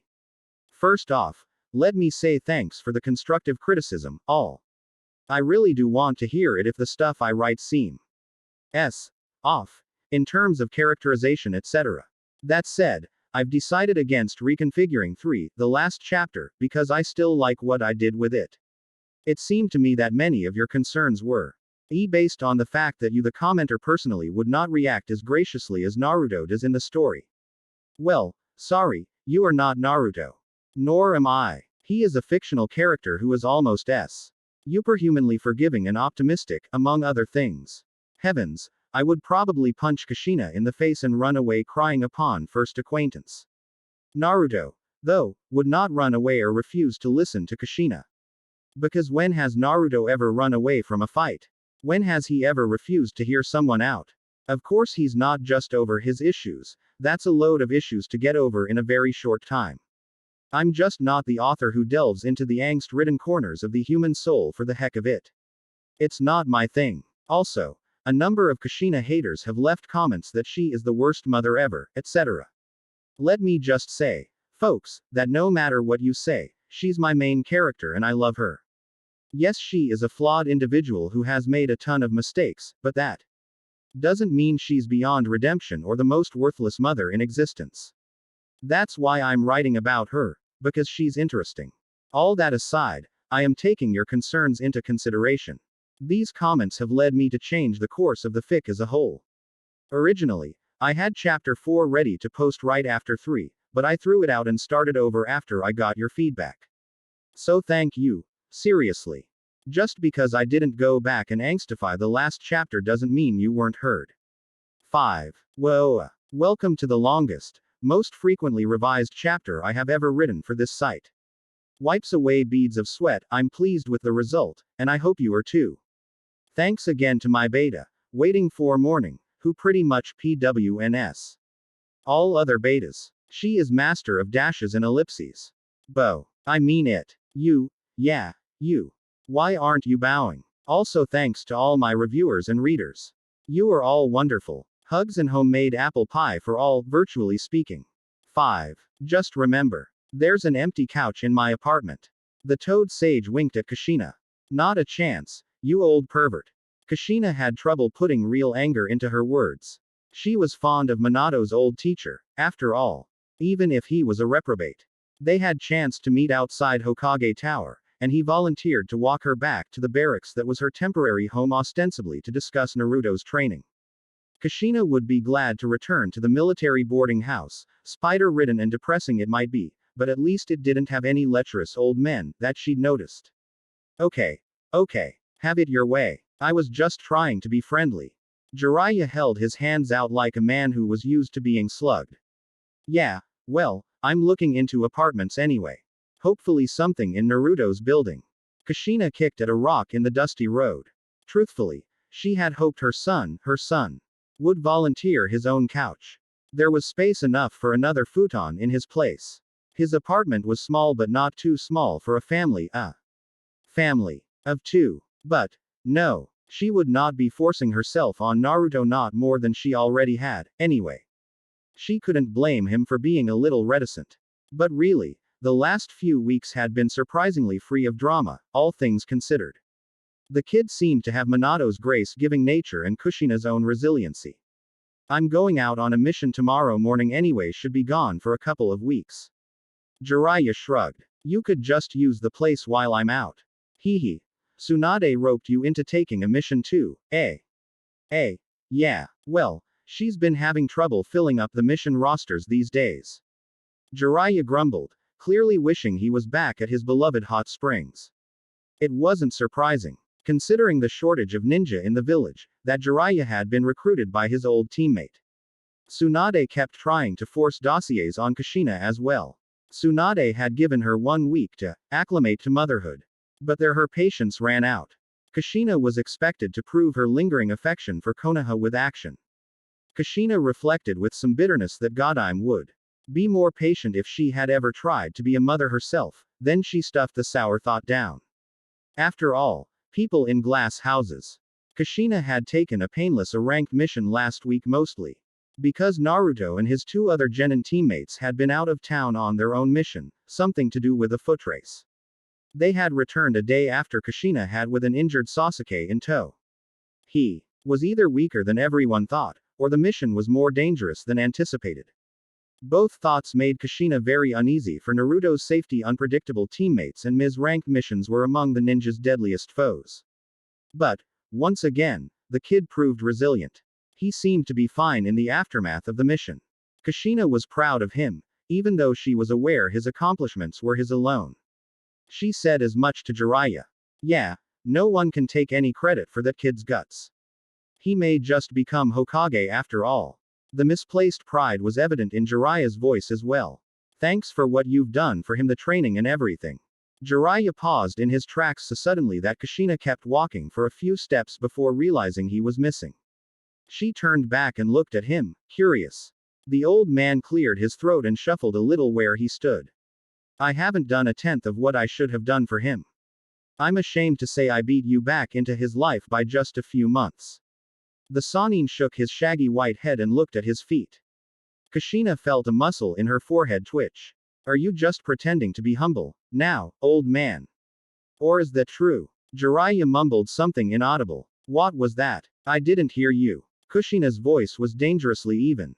I said that yes, it's true. Jiraiya glanced up then. And even then, it took him chasing me around for a while before I paid him any mind. What the hell? Kushina threw up her hands in utter exasperation. Even the legendary Jiraiya couldn't be bothered to check in on your protege's son. Hey, now, it wasn't like. I mean, I get that the fact that he's a Jinchuriki creeps some people out or whatever, but seriously, he's just a kid, would it hurt? Now, bruised ego laced Jiraiya's tones. I wasn't creeped out, You are his godfather, moron. You are not allowed to ignore your godson. Her voice reverberated off the walls of the alleyway. I don't care what your motivation was. Jiraiya just stared at her for a moment, eyes vacant. Oh yeah, I'd forgotten I was his godfather. He didn't have time to put up any guarding hands this time. And Kushina wasn't sure he would have anyway. Her fist connected squarely with the sage's jaw, and the big man's head snapped sharply back. He staggered a little. Kushina stood there, breathing hard. Hands still clenched while Jiraiya slowly straightened up. He looked almost chastened enough, but Kushina still had pent-up rage. Kakashi's had been the first in a long line of pseudo-apologies she had received from those who had been cruel either actively or passively to her son in her absence. It had been building for a while, this outburst, and if anyone deserved the full force of her wrath, it was the thoughtless man standing in front of her. After all, she had trusted these people with her son.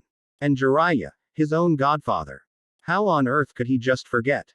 Kushina took a deep breath, forcing the anger down, submerging it in her own endless well of guilt. If you're trying to get into my good graces, it's not working, old man. Kushina's voice was a little calmer now, but not much. You can't kill him, he's got to go on a mission tomorrow. Somehow the ludicrous thought soothed her ruffled feathers. They had almost reached the barracks, so Kushina turned away from Jiraiya, who looked pained but was stubbornly refusing to nurse his bruised jaw. He looked dignified for once, chastened and humble. At least we're both here for him now. She managed to make it sound like a threat. Kushina. I really am truly sorry. Kushina paused in her steps but didn't turn around. Good night for now, old friend. Night. Kushina was roused the next morning by an obnoxious banging on the door. Groaning, she rolled off her bottom bunk, one of many institutional sleeping stations in the long drab barracks unit.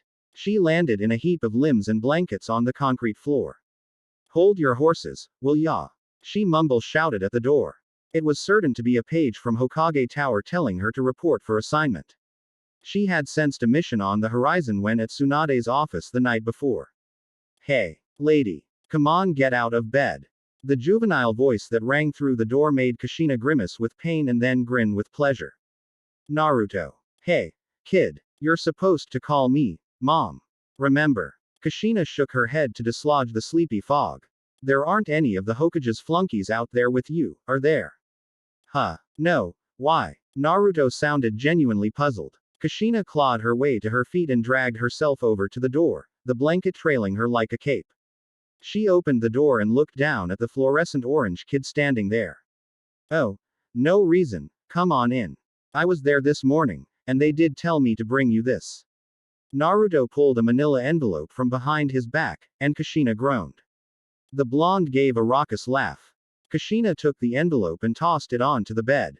She then turned to the spattered, minute mirror that hung above the grubby little sink in the corner of the room and began to tend to her outrageous bed head.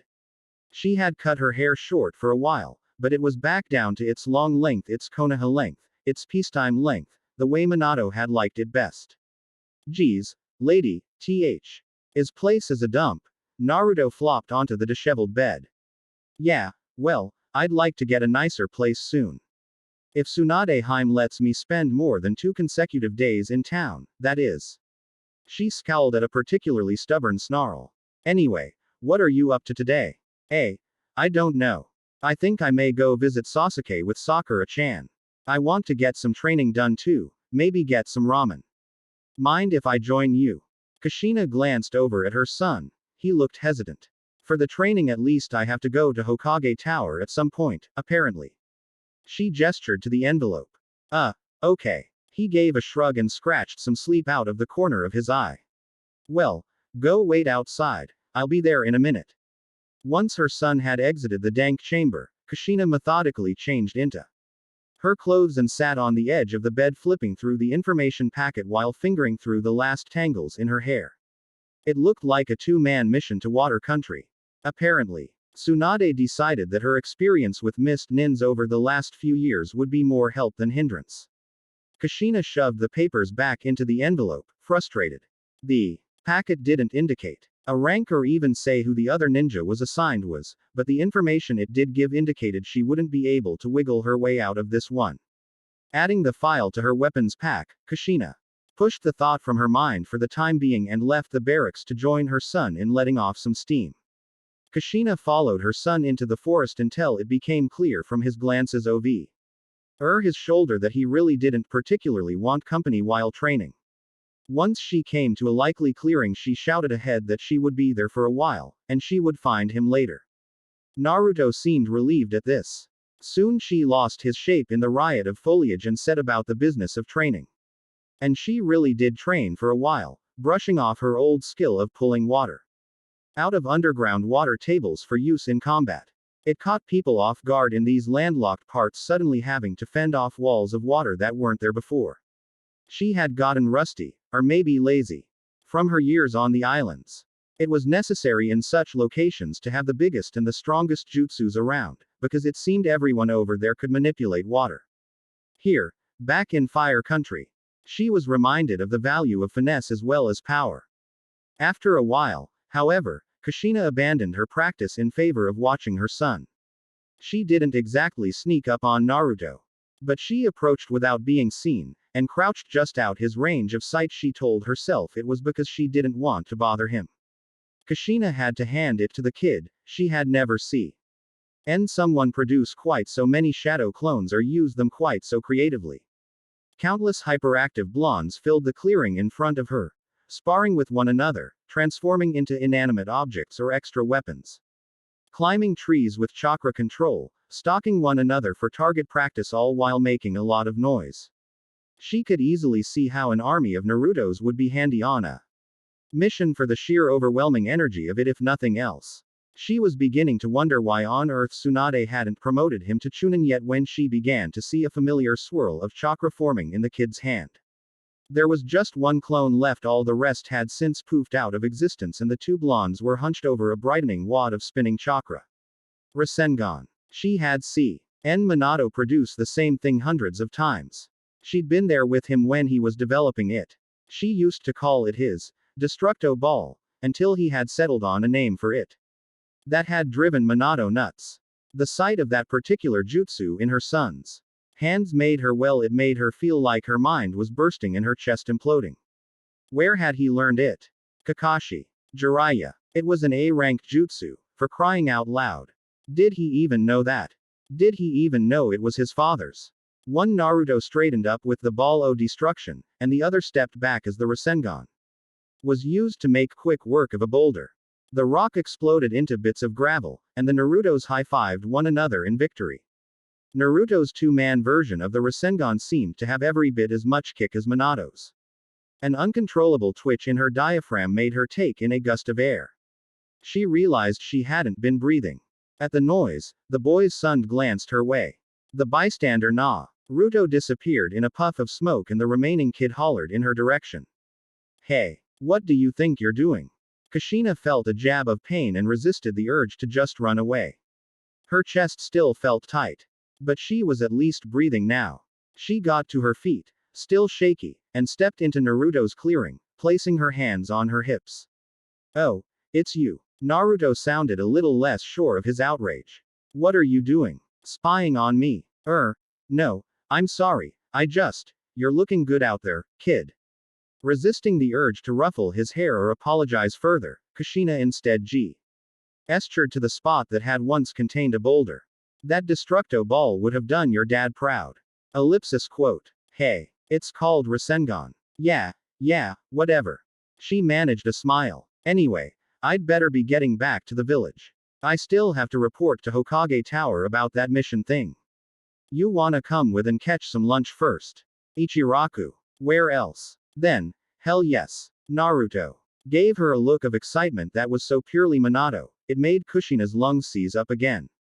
Then she did reach out and ruffle his hair, partially to assure herself that this wasn't a ghost, just a very talented little boy. She noted how his shoulders tensed and reluctantly drew away her hand. One way in which Naruto was not like his father was his appetite. Oh, Minato could eat, that was certain. But he was nothing compared to this kid. She had stopped letting Naruto order his fill about a week into their acquaintance. Reunion. Family. Usually, Minato had let Kushina finish off the remainder of his second bowl of noodles. Also, he used to get so nervous on dates that he would eat next to nothing at all. She had wondered at first if he was ill. It had taken a while around Kushina before Minato had eaten normally. Maybe Naruto was the kind to eat more when nervous. Kushina paid the bill, still sizable, but not obscene as it had been that first week, and left her son to finish up his lunch. As she stood up from the stool, Naruto thanked her for the meal. The words soothed her rumpled self-loathing a bit, and she resisted the urge to ruffle his hair again. Hokage Tower still gave her a chill whenever she entered it. But Kushina had learned to reach the Hokage's office by a different route, one that didn't pass by the suite of rooms in which she had once lived. Outside the door to Tsunade's office, she found a figure slouched against the wall with an aggressively orange novel in his gloved hand. Kushina recognized the book and the reader. Kakashi-kun. Kushina-san. Kaka's Hai straightened a little and tracked her approach with his one visible eye. Kushina shoved her hands in her pockets and slumped against the wall opposite, unconsciously mirroring his pose. Because she was at a loss for conversation, she gestured at the book in his hand. Still reading the same book. Different book. Same series. He flipped a page. Good books, you should try them. All kinds of good, strong characters. Engaging storylines. Juicy plot twists. Hey, now, I don't want to hear about any juicy plot twists. Kushina had intended the comment to be funny, but it came off sounding angry. She scowled down at her shoes. And Kakashi raised an eyebrow. Kakashi-san. Kushina-san. God, I'm as ready for you now. It was that jumpy little brunette that seemed to be Tsunade's assistant, apprentice, and conscience all rolled into one. She stood at the office doorway and gestured for them both to come inside. So Kakashi is to be the other ninja on this mission, eh? As Kakashi straightened up, Kushina was once again struck with how tall he had grown. She had to tilt her head up a little to look at him. He probably wasn't too young to be reading Jiraiya's literature, after all. Tsunade laid the mission out in detail once they had entered the room. There is a string of threats trickling into Konoha, threats against our village, me in particular, that seem, distressingly well informed about the current state of understaffing and disrepair that the village has suffered. Now, obviously in the aftermath of Orochimaru's attack, the menace of invasion is always there, but these particular rumors are cause for concern. The woman was being deliberately vague, which was infuriating. Kushina decided to cut to the chase. So you suspect treachery from within the village? An app. Apparently these threats are coming from the village hidden in the mist. We think so, and that's where you come in, Kushina-san. Your experiences having lived there a number of years somehow makes you our resident expert on the subject. We need someone who can dance around the political intrigues of the region and get us some answers without stepping in a huge pile of shit. Tsunade sounded dubious, as if she wasn't so sure that Kushina would be any good at dancing. We need you to find where these threats are coming from and nip them in the bud, if possible. Kushina herself was beginning to rue the day she let her search take her so close to the water country it seemed like she would never escape that place. The only thing that bothered Kushina was the fact that Kakashi was going along. It wasn't that big of a mission, just preliminary reconnaissance and a possible assassination. At worst, it would call for the eradication of a terrorist cell. It was S-ranked, but certainly not a jour. Nay, that required 2 Junin-level ninja. A squad of Chunin would serve as sufficient backup. Kushina let her thoughts be known. It never paid to bottle opinions. Because we don't quite trust you yet, Kushina. Tsunade looked her squarely in the face as she delivered the informational blow. You were a few pieces of paperwork away from being categorized a missing nin when you came back to the village. For all we know, you could be the leak. Ouch. And out comes the truth behind the matter. So, what? Kushina stuck her hands on her hips and scowled. Kakashi-kun is supposed to be my babysitter. Is he going to report back to you whether or not I've been a good little underling? That I'm not the mole? Something like that, yeah. Tsunade mirrored Kushina's huffy pose. Don't worry, Kushina-san. I won't make you go to bed super early or check to see if you've brushed your teeth. Kakashi's voice was mild. His hands remained insolently in his pockets. TCH, shut up, brat. Kushina couldn't help but let out one dry chuckle at the irony of it all. I guess I'll have to live with it. When do we set out for this mission? As soon as possible. This evening would be best. Tsunade leaned over her desk, displaying another inch of cleavage, and looked at both Junins in turn. You're dismissed. Hi. They exited the office and the building together, making plans to rendezvous just after sunset. When they were outside in the afternoon sun, however, Kakashi didn't break off in a different direction. He continued to scuff alongside Kushina. Hey, where do you think you're going? You following me or something? Already on guard duty. She knew she sounded like a petulant child, but she couldn't help it. Uzumaki Kushina had been called many unpleasant names, some of them deserved, but traitor had never made that list. Until now. I'm headed to the hospital to check in on Sasuke. Ah, Naruto should be over there visiting him now. Guess I'll join you. Kushina shoved her hands in her pockets, grasping for conversation. It didn't come to her, so she left their walk silent. Eventually, Kakashi pulled out his porn and leafed through it while walking. Kushina let her mind wander. So she would have to prove her loyalty through action. This mission was an opportunity to, on one level, restore her status as a citizen of Konoha. She knew she should be thankful for it. Any reputation she'd ever had as a powerful, dependable kunoichi of Konoha had been eradicated by her own life choices. Now it was time to rebuild what was lost. Somehow, though, she couldn't relish the thought of spending a number of days under the watchful eye of Kakashi. Things had been awkward with that kid ever since she'd go to whatever it takes, right? When they were about a block away from the hospital, Kushina became aware of the sound of juvenile shouts emanating from nearby. At first, she dismissed it for a casual match between a couple of academy kids, but the closer they got, the more it sounded like the shouts were coming from the hospital, or more appropriately from the hospital's roof. It wasn't until she thought she recognized a girlish scream that Kushina really began to worry. That almost sounded like Naruto's teammate Sakura. Kakashi had by this time stowed his porn and was also gazing at the roof with some concern. They had both paused to stare at the rooftop outside the building. When a faint glow began to creep up above the edge of the building. The glow was accompanied by a high-pitched, whining chirrup which seemed oddly familiar. Kushina glanced over at Kakashi, intending to give him a, "What is that?" look. But he was staring at the building in horror. Before Kushina could ask him what the problem was, Kakashi had launched himself up the side of the building. Kushina was hard on his heels. The eerie scream of a young girl serving as descant for the rhythm of their footfalls and the atonal chirping melody. Hurling herself over the edge of the building, the sight that met Kushina's eyes was chilling. Her son faced his teammate, The Uchiha anger and confusion were written across Naruto's face, anger and malice on Sasuke's. The bird-like squeaking seemed to be coming from the hand of the latter. He held a crackling ball of lightning and was racing for Naruto. Naruto in turn had produced a Rasengan, a Destructo Ball.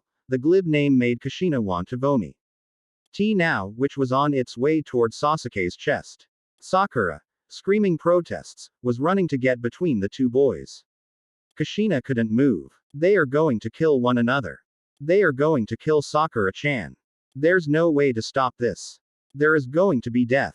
Fortunately, Kakashi didn't stop moving. Kushina could barely track his leap into the fray, it was so quick. In the space of a blink, both of the boys, each with their deadly jutsus still clutched in their right hands, were hurling toward one of the water towers that supplied the hospital. They landed with a resounding clang and a torrential slosh. And with that gong tone, Kushina was somehow released from her petrifaction. Kushina raced up to stand abreast with Sakura. The pink-haired genin looked as shocked as Kushina felt. Kakashi landed lightly beside them. And they all three looked up at the two hot-headed boys who were now embedded in water towers. Sasuke removed his hand gingerly from the tangled metal. He moved with stiff motions. Like he wasn't completely over his injuries yet. Once he stepped back, a steady gush of water began to drain from the hole. That could have been Naruto, was Kushina's first furious thought. The blonde extracted himself from his own water tower soon thereafter. A thin jet of water issued from a perfectly rounded dent in the metal. She knew that was not where the real damage lay. The contra-coup effect. The damage would be much worse on the other side. She had heard the sudden gush of water at impact, and knew that the puddle that was dampening her toes now was much too large to be produced only by the rivers of water that now emitted from each tower. My son almost did that to his best friend. Both boys were still breathing hard when Kakashi turned to give Kushina a look. An angry look. For a moment, she almost didn't recognize it. After all, it took a lot of emotion to visibly crack his cool exterior. I assume it was you who taught Naruto that jutsu. Kushina glared at him. No, I didn't, you idiot. I haven't used Rasengan since Minato died. And anyway, you're one to talk. What about Sasuke? That was Chidori. Kakashi. What the hell were you thinking giving a jutsu like that to an Uchiha? Sasuke shot Naruto a smug glance before launching himself off the roof, away from his teammates. Kakashi glanced at Kushina and then turned to the edge of the building. You talk to Naruto. I'll deal with Sasuke. Okay, fine. We'll meet up later. Kushina was pleased at how even her voice sounded. She was also pleased that she hadn't hauled off and smacked Kakashi upside the head. Naruto looked dazed and completely broken-hearted. Kushina waited until Kakashi had followed after Sasuke before she spoke again. She turned to Sakura, who had tears streaming down her face. Sakura-chan. You should go home. Eat some dinner. We'll take care of this. Hi. Sakura seemed shaken, but she obeyed. Kushina approached her son. He was faintly vibrating with tension, and Kushina could see the echoes of chakra emanating from him. What the hell was that all about, kid? Kushina fought to keep her voice calm, but the fear made her sound angry, and she knew it. Oh well, consider this his first motherly scolding. He very nearly just killed a teammate. La mom. He looked up at her with enormous eyes. I really don't know. He wanted to fight, so I figured okay. And then, well then he started to get serious about it and, Naruto shook his head. I don't know. Kushina felt a claw of foreboding clutch at her soul. Of all the times to be slotted to leave on an important mission. She did not want to leave her son, did not want to be absent when all of this was going on. Even more than she had to prove herself as a ninja, Kushina knew that she had yet to prove herself as a mother. But what could she do? She had accepted the mission already. Tsunade was unlikely to be sympathetic to her throbbing maternal instinct, especially given what was at stake. End this mission both personally and for the entire village. Well, she had an hour or so, she could at least make the most of what she had. Let's go back to your apartment and we'll talk it out. Cushion. Put a tentative hand on the back of Naruto's head and stroked at his hair. He nodded in assent, and she saw his tense shoulders relax a modicum at her touch. The sun was laying down to rest on the horizon. And the sky went bloodshot as Kushina and Naruto began to pick their way across the rooftops of Konoha. 6. Hurrah. 100 plus reviews. I'm pretty jazzed, not gonna lie. Enormous props to my beta waiting for morning, as always. As it is after midnight, my creativity is defunct, wedged between the hours of coherence and the hours of loopiness, so she doesn't get an uber creative compliment this chapter. I'm sure she understands. Because she's nice like that, even if she won't let me use the phrase, for Pete's sake, in my stories. Pete needs love in Japan too. Uzumaki Kushina stepped up too. The sloppy mountain of man which wore the mist symbol on both clenched fists. She approached him gracefully, as if preparing to dance with him. He was disgusting, breathing hard and sopping wet, and he expression on his face was leering hatred. Once the whirlpool kunoichi for her own part mostly unscathed was within range, he grunted and swung at her with one of his massive fists. Kakashi noted the angle of the attack, its speed. This guy was done for. Bested before the fight even began. Kushina did seem to dance, then ducking and whirling under the punch to come up behind him with a kunai. Her hair, still unbound, followed after her like a red shadow or the lingering afterimage one gets from staring at a bright light for too long. She drew the blade across his neck, finding purchase between and the hairy rolls of fat that formed the behemoth's chins. Kakashi stepped out of range to miss the new spray of red that burst from the man. The mist nin collapsed on the floor in a fleshy heap. You could have helped a little bit. You know, Kakashi-kun. Kushina glared at him. She was a little winded after all. Kakashi noted a purpling swell on the left side of her face. Hey, you had it well in hand. Did he break your jaw? I wouldn't be able to yell at you if he had. Was that the last of them? Kakashi glanced at the ninja Kushina had just killed. He made 5 in total. I think so. T.S. guy was probably the brains of the outfit, sad as that is. She gestured at the slain Fi in the back of Kakashi's mind. He had been sure there were more enemies, but he couldn't sense any foreign chakra now. With the first ninja's genjutsu and Kushina's water clones, it was possible, though unlikely, that he had misjudged the numbers. Are you sure about that? I don't know, Kakashi-kun, she said with a terse toss of her head. There might have been one more, but I don't know where he would have gone. Kakashi surveyed their location. The back patio of a rather swanky resort hotel in a harbor town on the Fire Country's border. Well, at least it used to be swanky, now it was a little disheveled. They were standing on a balcony suspended over the crashing bay waves. Bits of the marble tilling were cracked and uprooted from hard impacts, and at least one long section of the ornate railing was missing from where a stubborn mist ninja had been blasted over the edge by a fireball from Kakashi. There were still scorch marks all over the place. A couple of the sliding glass doors that led back into the hotel lobby were shattered, and he could see a number of fascinated and terrified Tories peering through to catch sight of the spectacle. Kakashi sighed. Do you think you could have picked a more public place for a match, Kushina-san? Hey, now, I didn't pick this place out. It's my fault the lot of them refused to hold their secret meetings off in private somewhere. What was I supposed to do? Just ask them nicely to retire to a secluded alleyway so we could kill them all for their treachery. It was supposed to be a covert operation, you know. Yeah, well, we got the job done, didn't we? Kushina raised her voice for the obvious benefit of the crowd. Besides, maybe we've taught all these bystanders a lesson in not passing on Fire Country tactics to obvious outsiders. These are civilians, Kushina-san. I don't think they had anything to do with the information leak. No, these are rich tourists. And every time they blabbed about a mission they purchased from Konoha, they gave these guys more fuel. Kushina lowered her voice to a mutter. Information leak indeed. They were just unearthing the sorry truth in a big old pile of rumors. I'm more worried about who these mist nin were reporting all their findings to. She had a point. The threats against the Hokage did seem concocted from hearsay and deduction rather than any real security breach. Still, fighting out in the open like this was never a good idea. The fact that they were still out on the balcony made Kakashi's nerves tingle. You still don't think it was legitimate orders from the mist?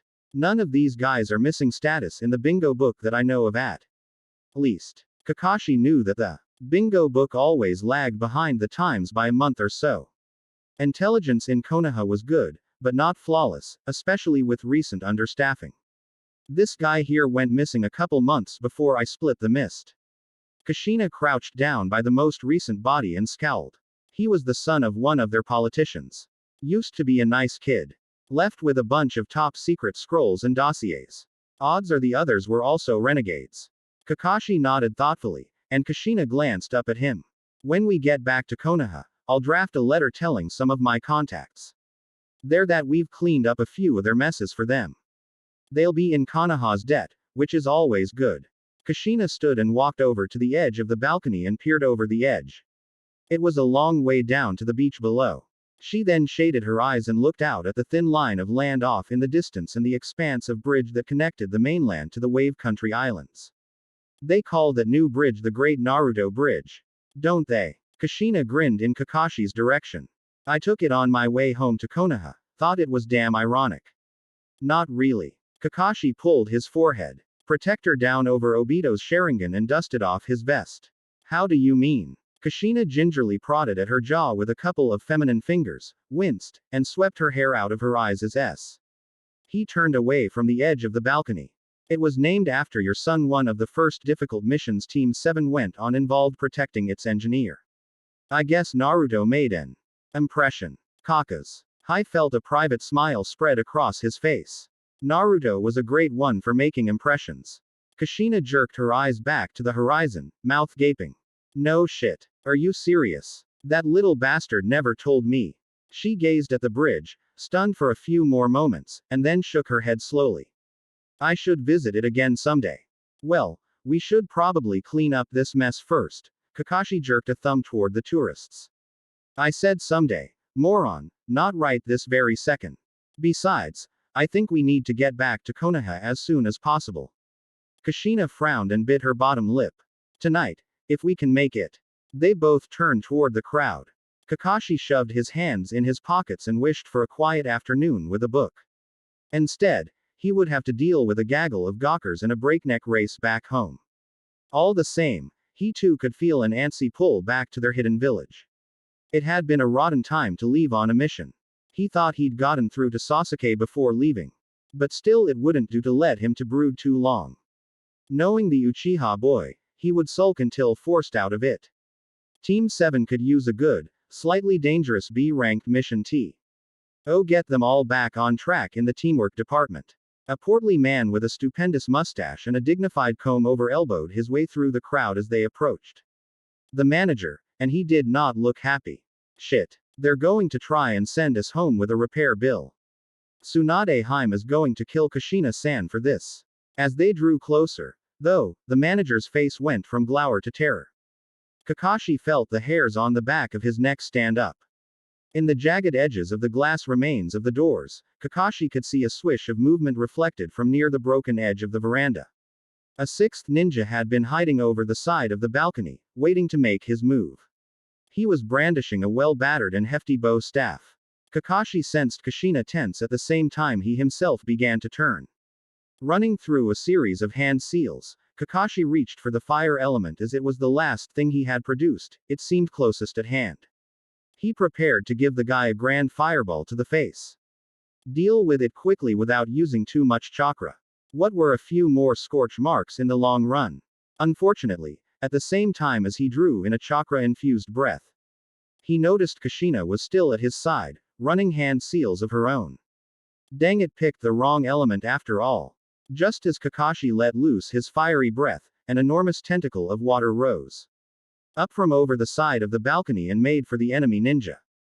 Kakashi allowed himself to be impressed at the range of Kushina's chakra control, but then he heard the redhead at his side let out a string of profanity at the sight of the fireball. The jutsus hit their target simultaneously with a loud sizzling noise. Steam hissed everywhere. The fireball was instantly quenched by the jet of water. But not before it turned the balcony into a large, open-air sauna. Visibility was practically nil, but Kakashi could still hear Kushina's profanity. What happened to letting me take care of it, you idiot? The redhead wasn't really hiding her location. Kakashi held his tongue and resisted the urge to twitch up the corner of his forehead protector again. The Sharingan would be little use in these conditions. Oh well. He had other skills. Kakashi was getting ready to summon Pakun for sending when Kushina materialized by his side. A water clone. Insubstantial because of the misty nature of its source. She turned her head and gave him a wink and a couple of hand signals. Kakashi nodded and reached for his equipment pouch as the ethereal copy of Kushina wavered into the heart of the mist. It was over quickly then. Kakashi followed the sounds he fog. He could hear whispers of a low, feminine voice calling out. Kakashi didn't envy the enemy his position. His very cover kept materializing into a seemingly endless army of red-headed women which reconstituted even as he whacked them away. He crept up behind the ninja, and as the mist began to clear, he lunged. Soon he and Kushina were standing back from an expertly trussed-up ninja. He was young, probably not older than 16. His face was beet red and damp, as if he had recently been laundered by an aggressive washerwoman. Nicely done, Kakashi-kun. You didn't even have to bash him on the head. Nope. We may get some answers after all. Should we try and break him here, or take him back and let the experts do it? Kushina stooped to pick up the discarded bow staff. We'll take him with us. As you said, it'd be best to get back sooner rather than later. Agreed. Kakashi tossed the kid over one shoulder, and he and Kushina started back toward the exit. On the way out, Kushina paused by the manager, who still was bristling but also looked askance at the bow staff in the woman's hand. Before he could speak, she cut in. Quote, "You really should take more care with who you let stay in your hotel, mister." The redhead reached over and patted the captured mist ninja on the rump by way of demonstration. The manager sputtered as if preparing to bluster. "We won't let it slip that you were harboring a group of mist terrorists, though, don't worry." Kakashi picked up the threat with a solemn nod. The manager stopped sputtering and looked a little more afraid. Kushina gave him a grin and picked delicately through the crowd, which gave them a respectful berth as they exited the ruined hotel. The extra weight of the enemy ninja slowed them down a bit. So they didn't reach Konoha that night. Their low chakra reserves forced them to make camp and continue on the next day. Kushina was up before the sun that morning, already packed and pacing the campsite by the time Kakashi awoke. She kept glancing off in the direction of Konoha as if seized by some intuitive foreboding.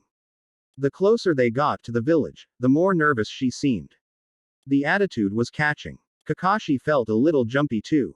As for the prisoner, he stayed quiet except for the occasional moan. After all, it was never fun to be lugged around like a sack of potatoes all day. However, as the one forced to do most of the lugging, Kakashi felt little sympathy.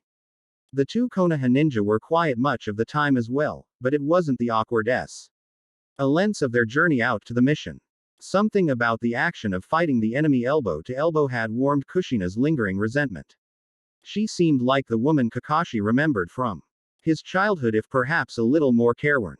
They reached the outer gate by 9 a.m. Hokage Tower by 9:05 as the streets were eerily free of acquaintances and there were no guards stationed at the gate. After depositing the mist ninja into the care of the detention and interrogation facility, they went directly to Tsunade's office. She seemed to be expecting them, hedged in by a fortress of files and paperwork. She had 2 mission dossiers laid out in front of her. "These are your new assignments. Both urgent, both S-ranked. I suggest you get going on these as soon as possible. Yours in particular, Kakashi, has an expiration date of yesterday. Your full report on this last mission can wait." Tsunade folded her arms and gave Kakashi a pointed glance, as if inquiring after any red Florida GS he might have picked up on during his time with Kushina. He gave a thoughtful nod by way of approval, and Tsunade turned her attention to Naruto's mother. "I take it this means I'm cleared of suspicion. Can I at least see my son before I go?" Kushina's tone was just south of respectful, as if she thought the Hokage was being a bit bitchy but was studiously holding her tongue. "Not necessarily, and no." Tsunade's tone matched Kushina's. "Your son happens to be on an emergency mission right now." "Why? What happened?" The word emergency gave an ominous ring in Kakashi's mind.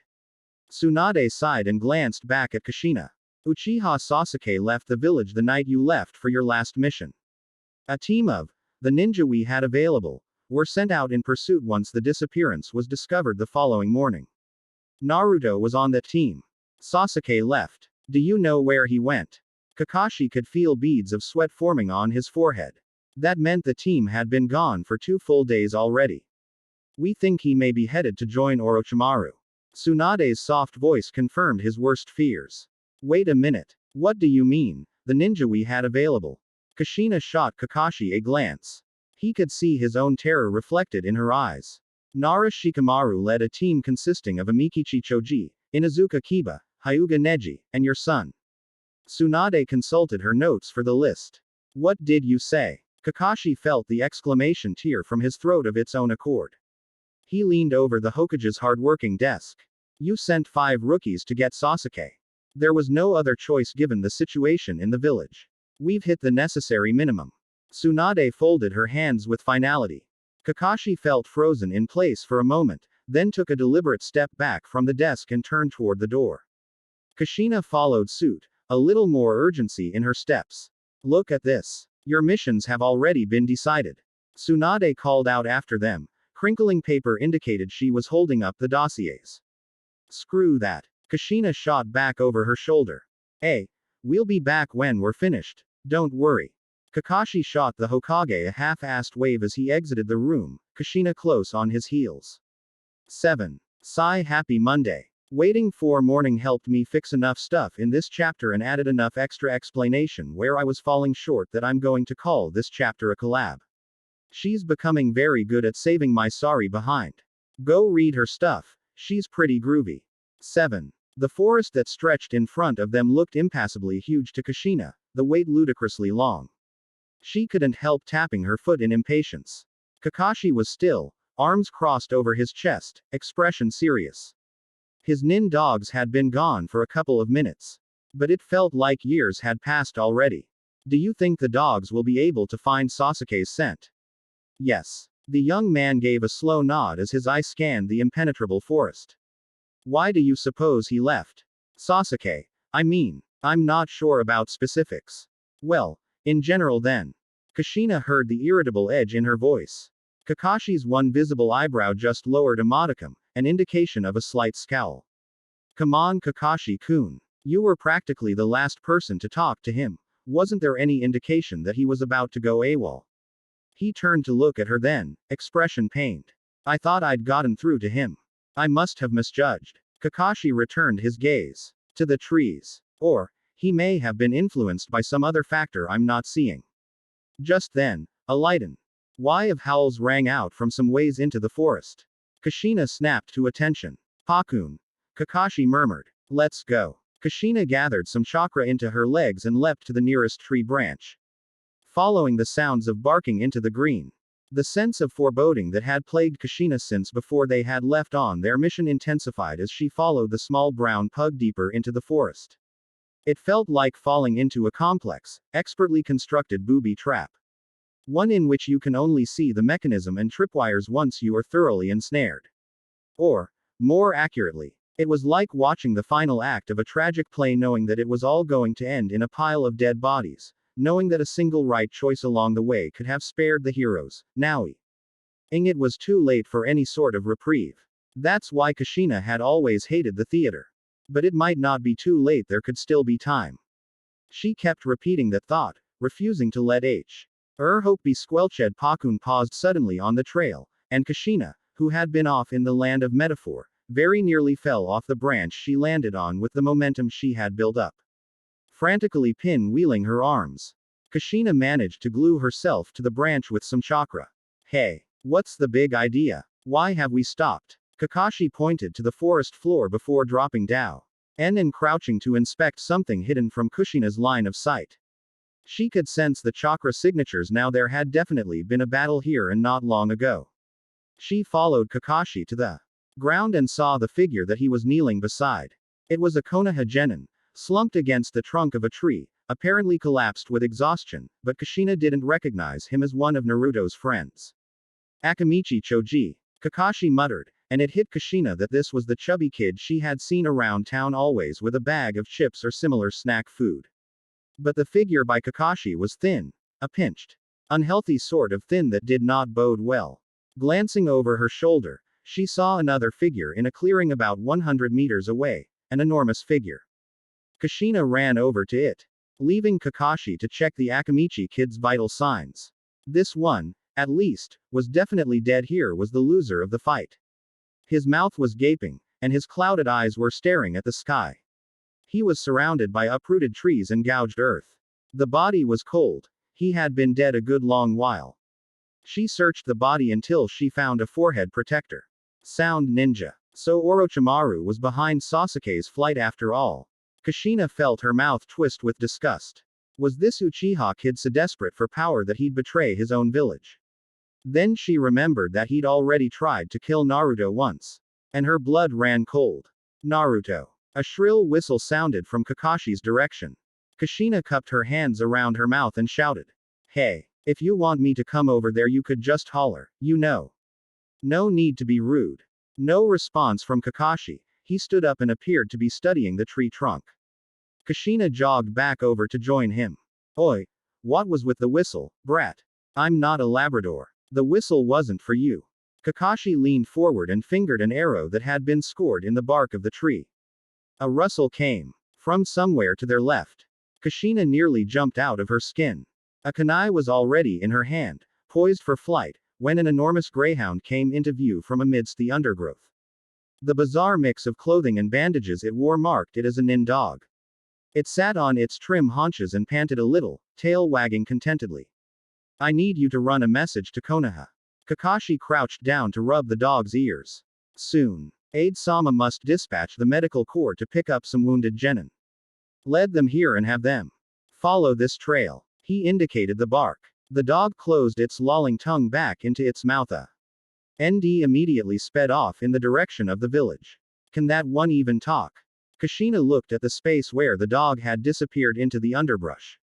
I don't think so. What the hell? Then how is he supposed to give the message? He'll figure it out. We need to get moving. Oh, I found this on the guy he killed. Kushina handed Kakashi the forehead protector. The little eighth note gave a dull glint in the thin forest sunlight. Recognition spread on Kakashi's face, and he looked back at Choji, perhaps a mite impressed. Is he going to be okay? Kushina pointed at the kid, who still looked in bad shape. But no longer quite dead. Yeah, he'll make it.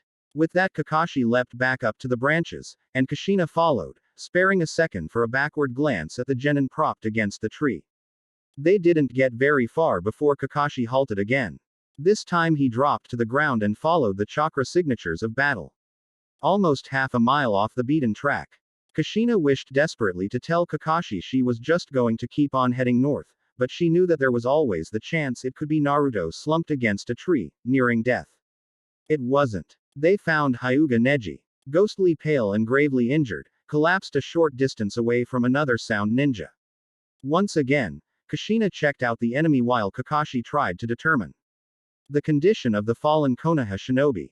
Kushina confirmed that this one, too, had been killed, then straightened up and called over to Kakashi. I think this guy has too many arms. Kakashi didn't spare a glance her direction. He's in bad shape. Coming closer, Kushina could see that Neji had been impaled. The injury was placed so he wouldn't die instantly, but he would die, especially if the medical corps didn't come soon. Kakashi was already pressing thick wads of gauze into a hole in the boy's chest which was nearly the size of her fist. Even as she watched, the gauze turned red beneath Kakashi's fingers. Damn. He's lost a lot of blood, he murmured, and turned to look up at her. Kushina-san, hold this down for a moment. What are you? Kushina leaned in to take charge of the gauze. Kakashi closed his eye, hands locked in a ram seal. After a few seconds, green medical chakra glowed at Kakashi's fingers. Kushina backed away, and his hands replaced hers. I know some emergency field techniques. He grunted in answer to her raised eyebrows. I'm nowhere near good enough to heal him, but I may be able to stop the bleeding. Kushina felt a glimmer of chakra on the edge of her senses. Pakun sniffed the air and took a few steps in the direction of the trail they had been following. Both Kushina and Kakashi raised their heads to look at the small dog. Pakun. Kakashi remained crouched over Neji. The green chakra still surging from his fingertips, but Kushina's hand twitched toward her kunai holster. They're not enemies, I think. The dog sniffed again and looked confused. You think? That's not very comfo. Kushina was cut off by the entrance of two more figures. These, at least, were not gravely injured at least, they were walking under their own power. 1L. Looked vaguely familiar and wore the vest of a Konoha chunin. The other was a blonde kunoichi bearing an enormous fan. Her forehead protector bore the symbol of Suna, the village hidden in the sand. Kushina began to understand Pakin's confusion. Kakashi-sensei. The chunin hurried over to where Kakashi was treating Neji. He seemed to take in the whole scene very quickly. What's his condition? Shikamaru-kun. Kakashi nodded, though he eyed the Suna woman warily. Not good. There should be medical ninja on the way. Kakashi glanced at Shikamaru. Have you located Sasuke? Naruto was in pursuit. The brown-haired kid crouched beside Kakashi. You should know. Sasuke is inside some sort of vessel that the sound ninja were carrying. Vessel. Kakashi's voice was sharp. Yeah, I've never seen anything like it before. They had him sealed inside like a barrel or a drum. Kakashi's eye closed, and he suddenly looked weary. They're preparing him for his meeting with Orochimaru. What happened to you? We were waylaid by sound ninja. Yeah, we can tell. Kushina held up the sound forehead protector from the first fallen ninja. You don't look too bad off, though. Uzumaki-san. The Nara kid frowned a little and looked like he was going to say more when the unknown kunoichi spoke. That's because I rescued him. Godime Hokage requested aid from Suna for this mission. She looked rather smug, and Shikamaru rolled his eyes and let out a soft, tch. Kakashi and Kushina exchanged a glance. Well, the old bat did that much, at least. Kushina looked up at the sky. It was already afternoon. Even with Sand Ninja in the mix, they had sent her son off alone after the kid who had tried to kill him 3 days ago, and time kept on slipping by. Kakashi sat back on his heels, the green chakra fading from his hands. I've done all I can do. Shikamaru-kun, we need to get going. Can you two stay here and monitor Neji-kun's condition until someone arrives from Konoha and manage? Uru took Kakashi's place next to Neji's prone form, looking troubled. Good. Pakun. Kushina-san. Hi. The dog yipped, and Kushina nodded her readiness as they leapt back to the branches of the trees on their steady northwards course. Kakashi seemed to be running faster than before. Kushina came up beside him on his right side so she could see the visible portion of his face. What's wrong, Kakashi-kun? A brief hesitation. Nothing. Quote. Don't screw with me, Kakashi-kun. I may not be a great mom, but I sure as hell can tell when a kid lies to me. Kakashi glanced over at her. He let a few branches pass under them before answering. I didn't want to worry you more than necessary, but that vessel that Shikamaru-kun mentioned, if I'm right, Sasuke will have gained an enormous amount of power that we may be forced to deal with. Wait a minute, he said they had Sasuke taped in a barrel. How is that going to increase his power? By itself, it is nothing, but, during the Chunin exams, Sasuke was given a curse mark by Orochimaru. It is intended to give the bearer massive amounts of power but at a cost. It corrupts those who draw on its power. I sealed Sasuke's mark myself so it would not interfere with his chakra. But the seal is only as strong as Sasuke's will. If he lets go, this barrel will allow the curse to go to the second stage, and with that gain even more power than before at an even higher cost. Kushina felt her stomach roil. This Sasuke kid was already strong enough, and morally confused enough, without Orochimaru's help. How would Naruto be able to face his friend in that condition? The air felt heavy with humidity as they continued on their flight after Sasuke. The sky was darkening in a way that had very little to do with the sun's progress in the sky. It's going to rain, Kakashi-kun. Kushina shouted at the ninja speeding along at her side. How do you know? Trust me, I'm pretty good with water. Pakun piped up. She's right, it does smell like it's going to. He stopped just then, because they quite frankly ran out of forest. All three of them landed on the ground in a clearing, a distinctly unnatural one. The trees for acres looked like they had been bulldozed or felled by an overzealous lumberjack with a very large axe. What the hell? Kushina brought a hand to her forehead in exasperation. There's like miles of tree shrapnel out there.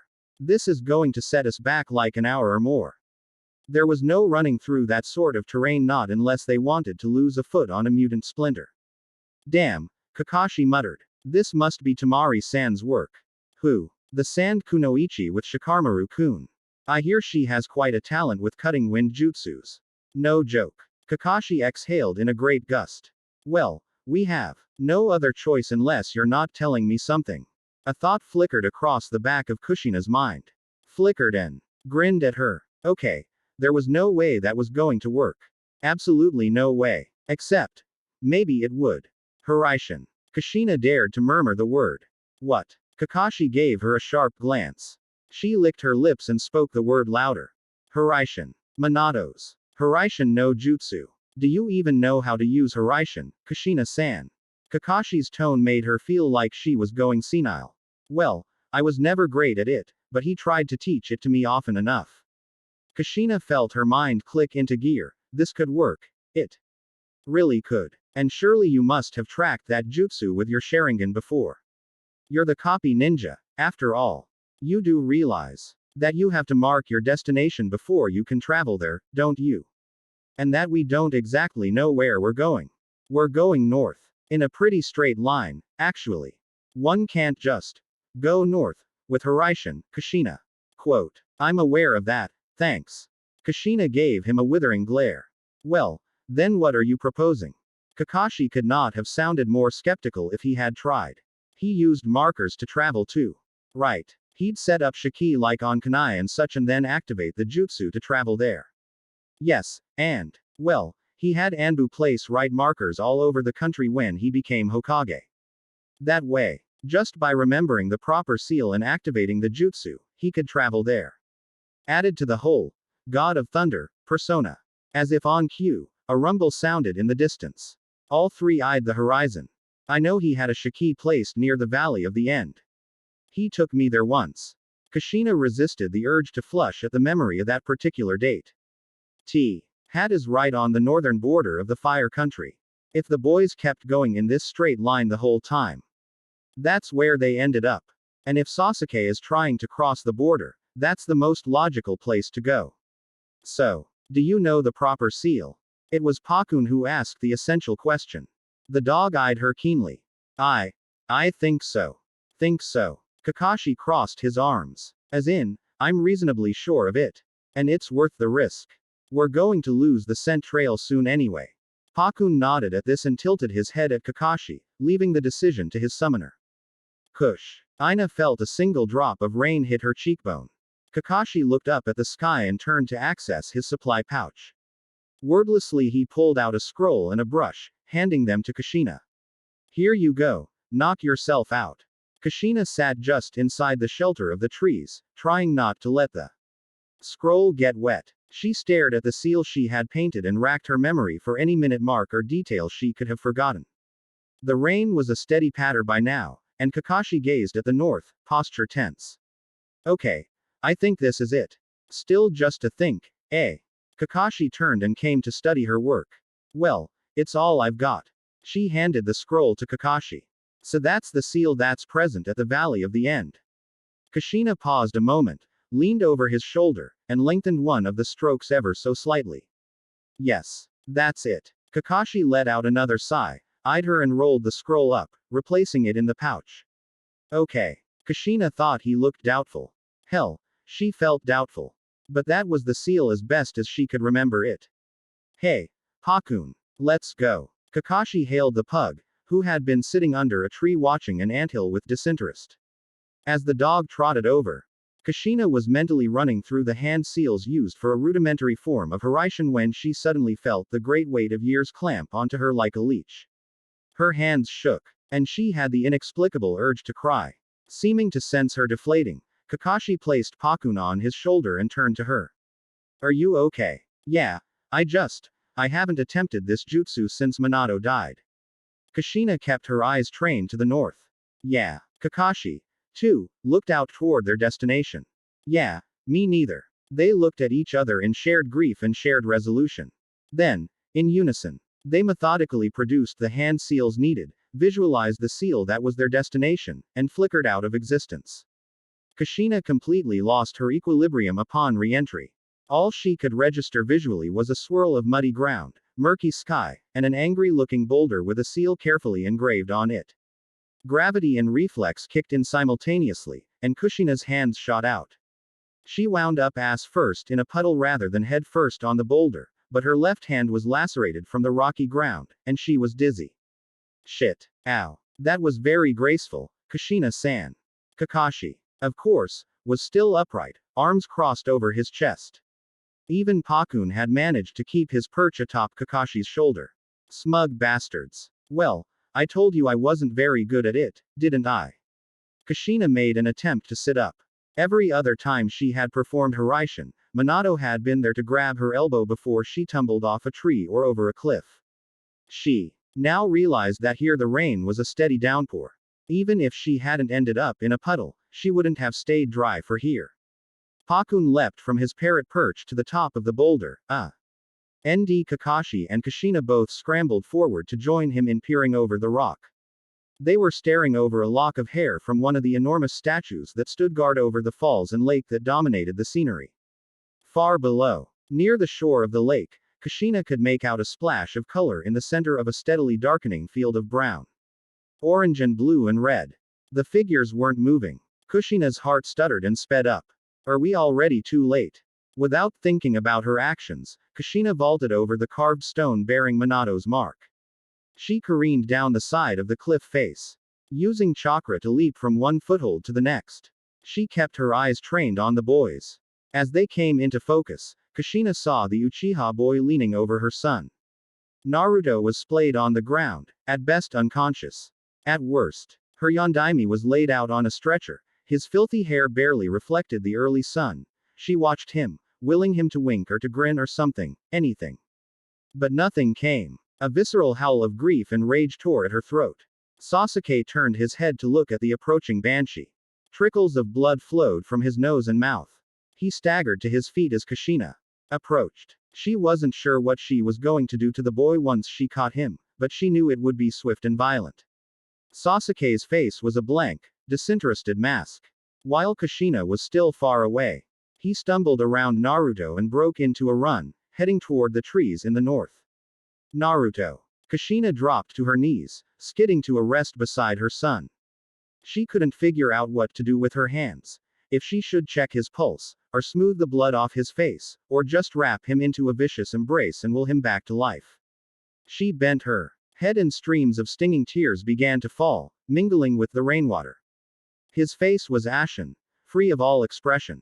That face was never free of expression, not for her. It could not be happening to her son. Not her son too. She could not let her son die. Kushina-san.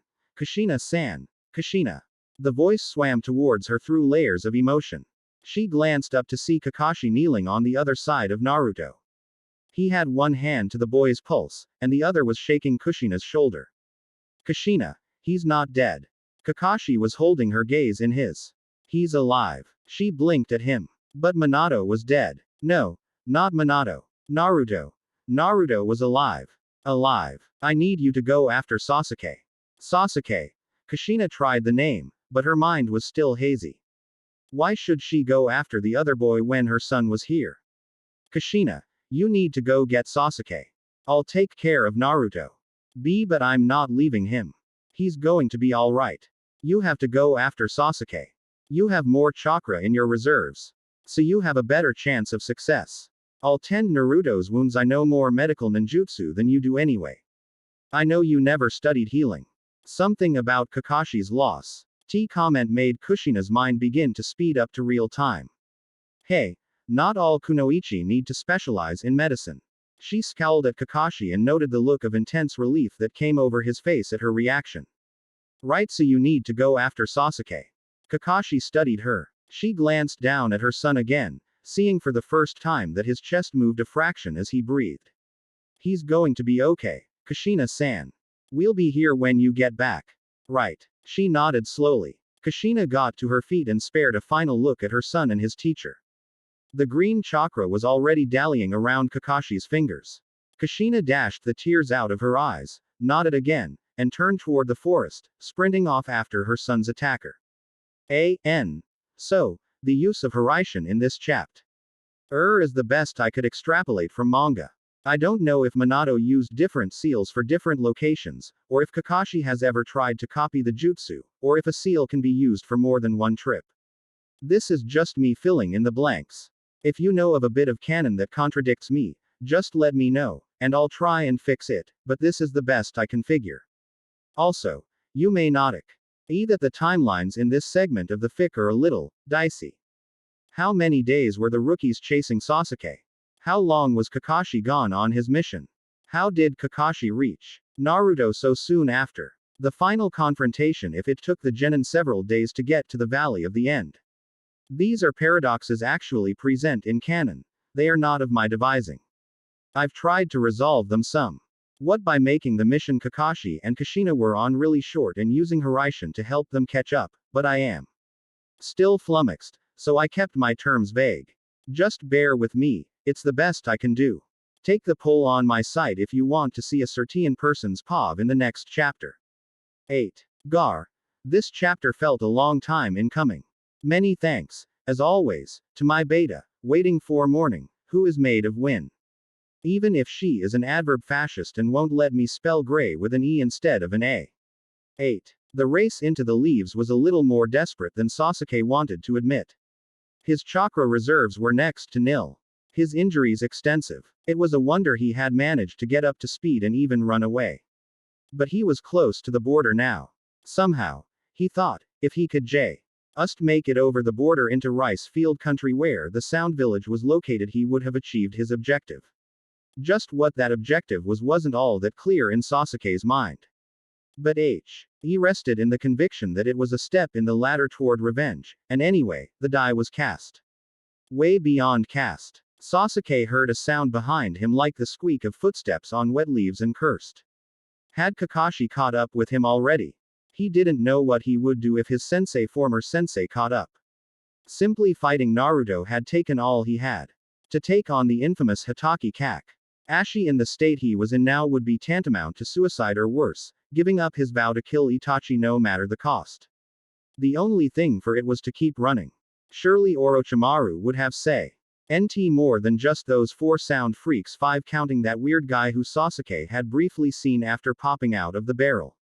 Another step. Sasuke only had time to wrap his hand around the last kunai in his stash before an unexpected wall of water came crashing down on him. The pressure of the torrent was unrelenting. Sasuke felt like an entire ocean was being upended on his head. His knees buckled in spite of his best efforts to stay up. That's right, you Uchiha bastard, just stay down. The voice was raspy, charged with emotion, and female. So it wasn't Kakashi-sensei who had followed him, it was the other. The redhead, Naruto's mother. Recalling the expression of insane fury that had distorted Kushina's features at the Valley of the End, Sasuke almost wished for the copy ninja. The water relented, and Sasuke, who was hanging onto consciousness by a thread, rolled over and scrambled to his feet in order to face his foe. Just as he shifted off the forest path, though, a flash of red accompanied by a howl of anger and the sound of thudding impact came down on the spot where he had just been laying.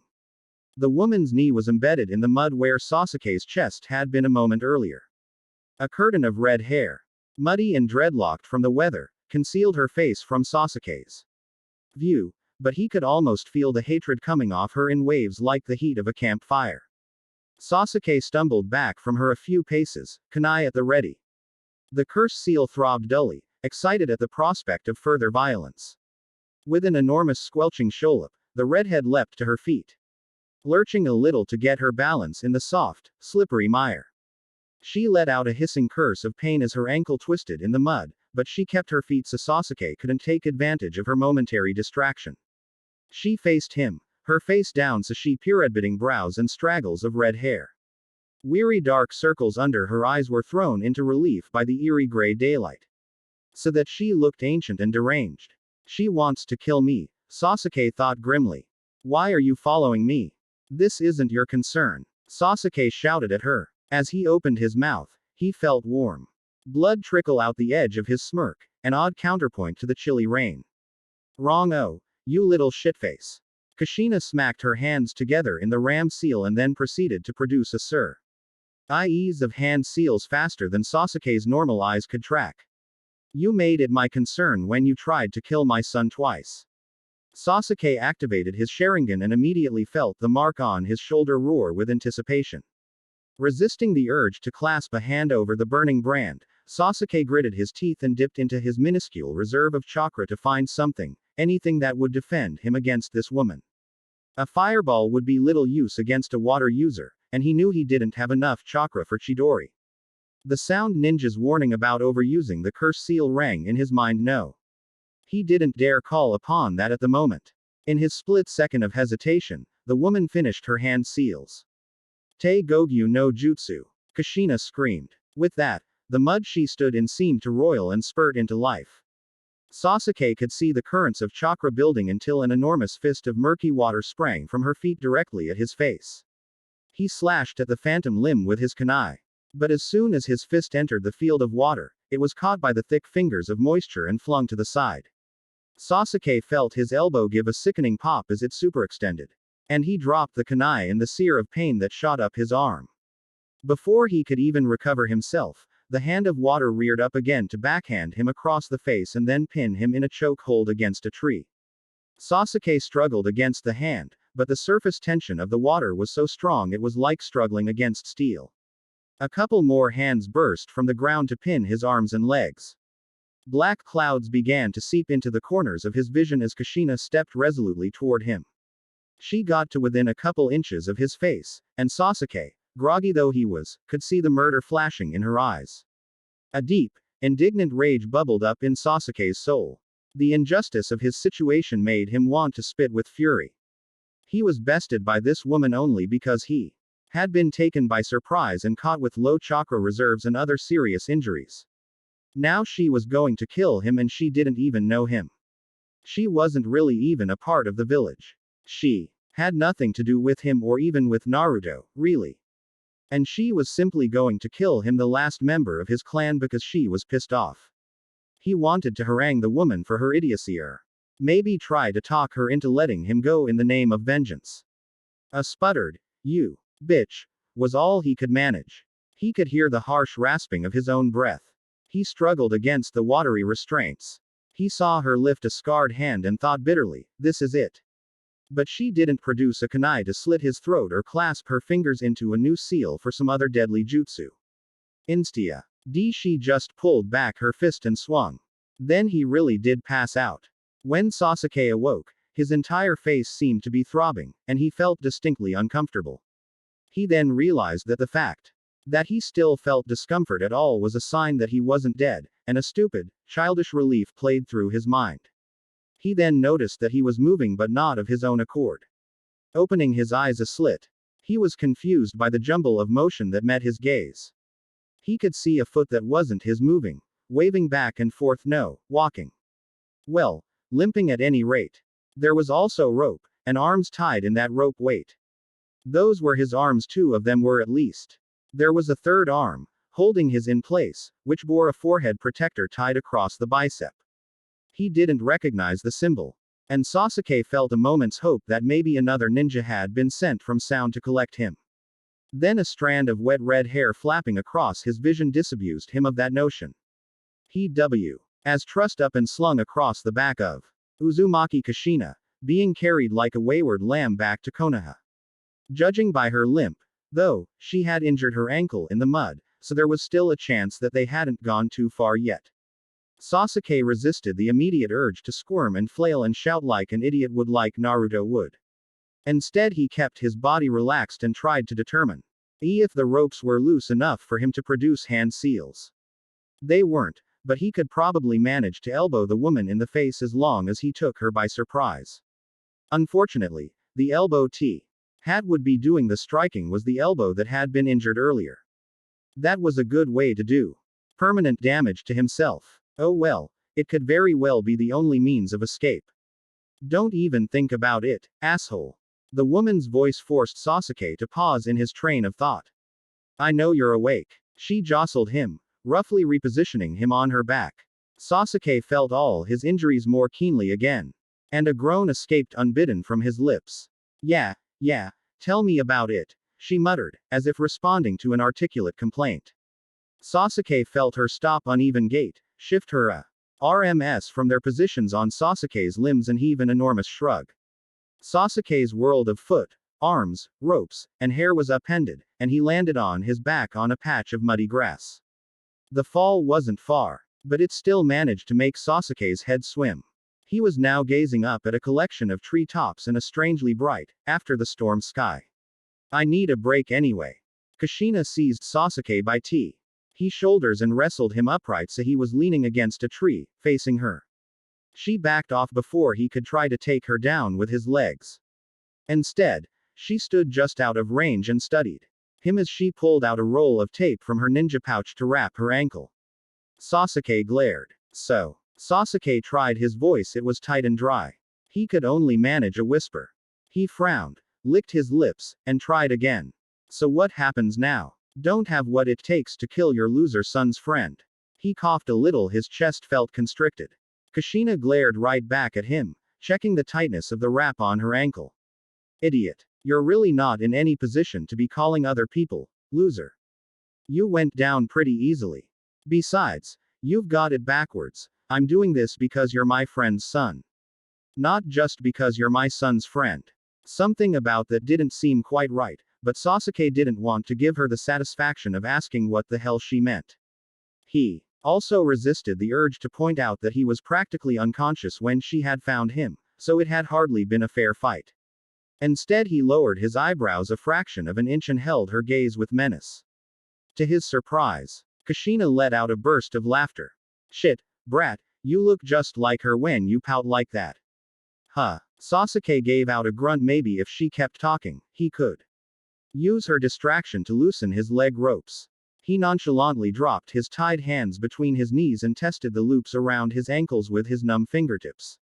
She had been ruthless with her knots, but if he could just weaken them a little with the thimbleful of chakra he had left. Keep your hands where I can see them, asshole. She delivered the warning in a pleasant, conversational tone.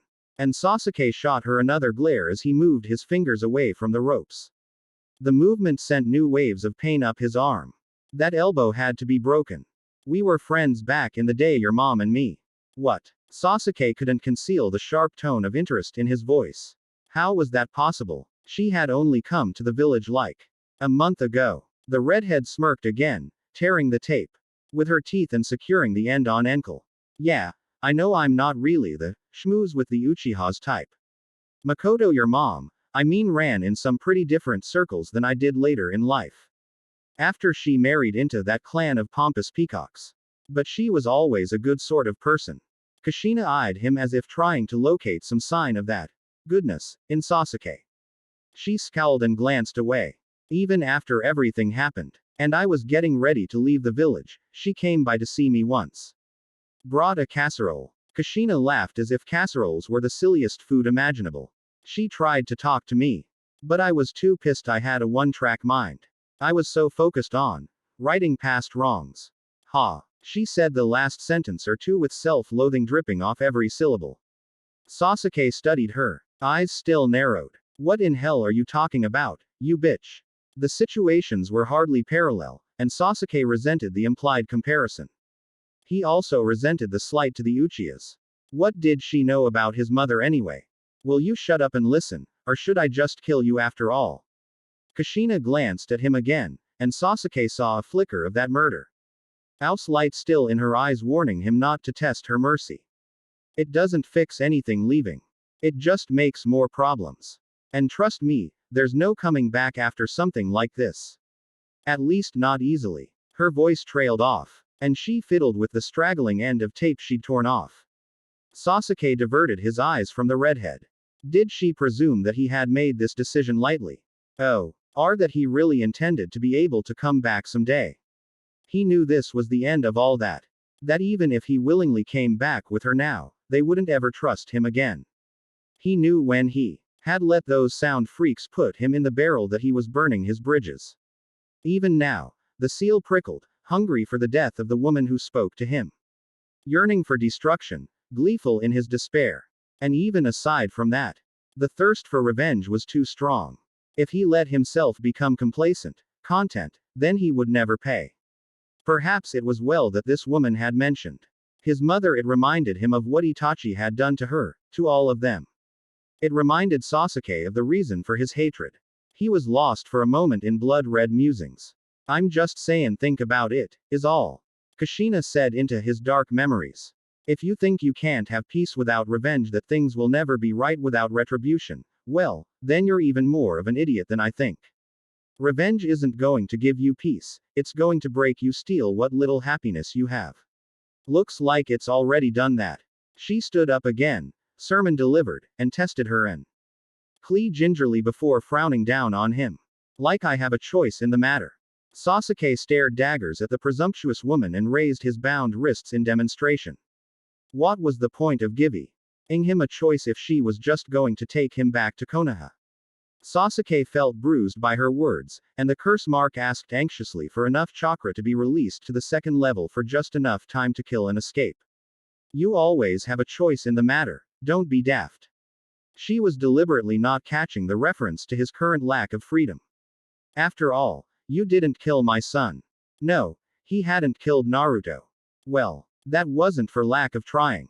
Sasuke's petulant retort seemed to pierce his own soul. It was both false and humiliating. He had intended to leave Naruto alive. And he could have killed the blonde moron if he'd wanted to. But he didn't want this woman parading the fact out as a sample of his lingering humanity. Even leaving Naruto alive had been more about humming his nose at Itachi than about sympathy for his former best friend. At least that was his rationalization for it. In any case, the jab worked its magic on Kushina. No sooner were the words out of Sasuke's mouth than the sympathetic maternal softening in Kushina's face dissipated, and she regained her cold kunoichi attitude. Well, if that's the way of things, maybe you're not so much like Makoto as I thought. The redhead stepped forward, grabbed Sasuke's bound arms and yanked him to his feet. He teetered a little where he stood because his legs were still bound, but before he toppled, Kushina threaded her arm between his and hauled him across her shoulders again. She took no care of his injured elbow, tugging on it to pull him up. He felt a wave of nausea, and the black clouds threatened to overtake him again. I'm still bringing you back, that's the mission, after all.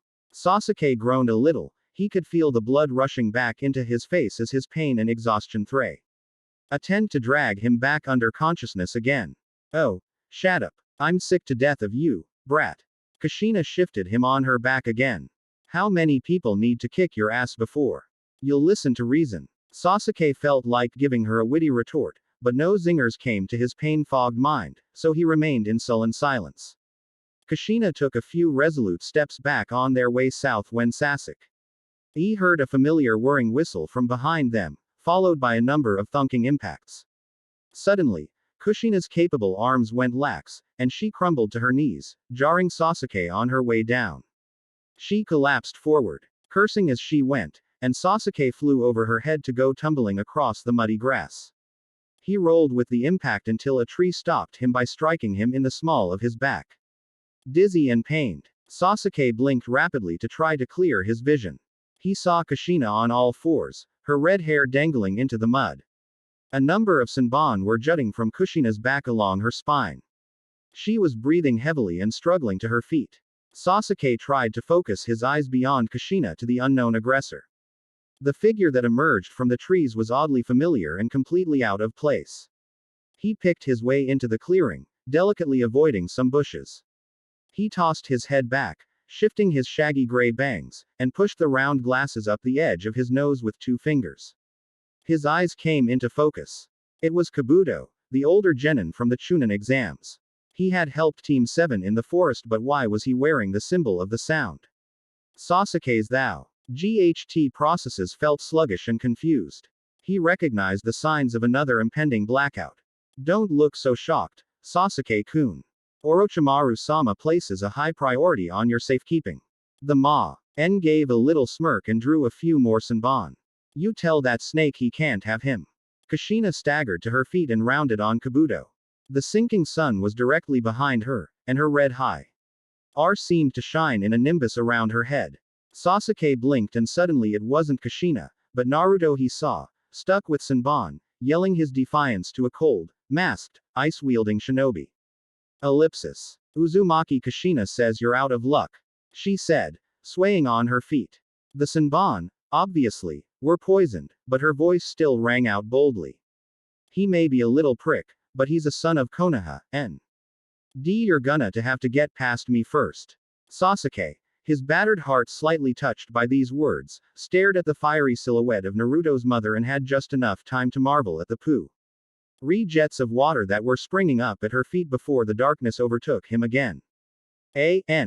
Wowie, this chapter was a pain and a half to write. I've never tried to write Sasuke's POV before, and in all honesty, I was hoping to get out of it, but you guys wouldn't let me. Curses. Props to the one person who requested Kabuto's POV on my profile poll. Way to think outside the box, whoever you are. I still think that would have made a fun, if confusing, chapter. I mean, seriously, he's got about the murkiest motivation ever. Now for the business. I know that there are a lot of opinions out Sasuke out there, completely apart from this fic. He's a divisive character, which is part of the reason I dreaded writing him. That said, I'm glad with how the chapter turned out, and I really hope Yave a Haiti comment just because you dislike the character, or are obsessed with him, either way. As always, though, I cherish those reviews that contain constructive feedback, and if something seems off, please let me know. P.S. I never claimed to be able to speak Japanese, so Kushina's watery hand jutsu is probably utter bullocks. If you happen to actually speak the language and can suggest a less asinine name for it, be my guest. Smiley face. 9. Phew, we are nearing the end, my friends, but don't worry, we aren't there yet. 9. Sakura continued to wander around the hospital. The familiar sterility was somehow comforting. And most of the people she knew were there if not injured themselves, then visiting their injured comrades. Maybe, in part, she was expecting to enter one of the rooms and see Sasuke sitting there. Beautiful face set in a characteristic scowl at her appearance. But he didn't show. The rooms kept filling up with people, but he wasn't one of them. Those sand shinobi even showed up. But Sakura kept her distance and waited. Kakashi-sensei and Naruto were still out there somewhere. There was hope, and while there was hope, Sakura would linger in the hospital, waiting for them. It never occurred to her that the rest of Team 7 would end up somewhere other than the hospital. Sakura knew for a fact that Sasuke would not come back easily, but if anyone could do it, it was Naruto. And he had promised. About a week ago, Shizune caught Sakura following one of the overworked nurses around and had requisitioned her to hold down the ankles of a little, writhing Akade. My student while Shizune removed bits of gravel from the kid's face, a souvenir from sparring with a particularly sadistic partner. It had been disgusting and troubling and satisfying all at once, and Sakura had followed Shizune around since then when she could actually locate the Hokage's companion, that is. The hospital staff seemed to accept her position. As Shizune's acolyte, though Sakura still had to learn not to succumb to fits of intimidation when Tsunade the princess, the healer, the Hokage was there as well.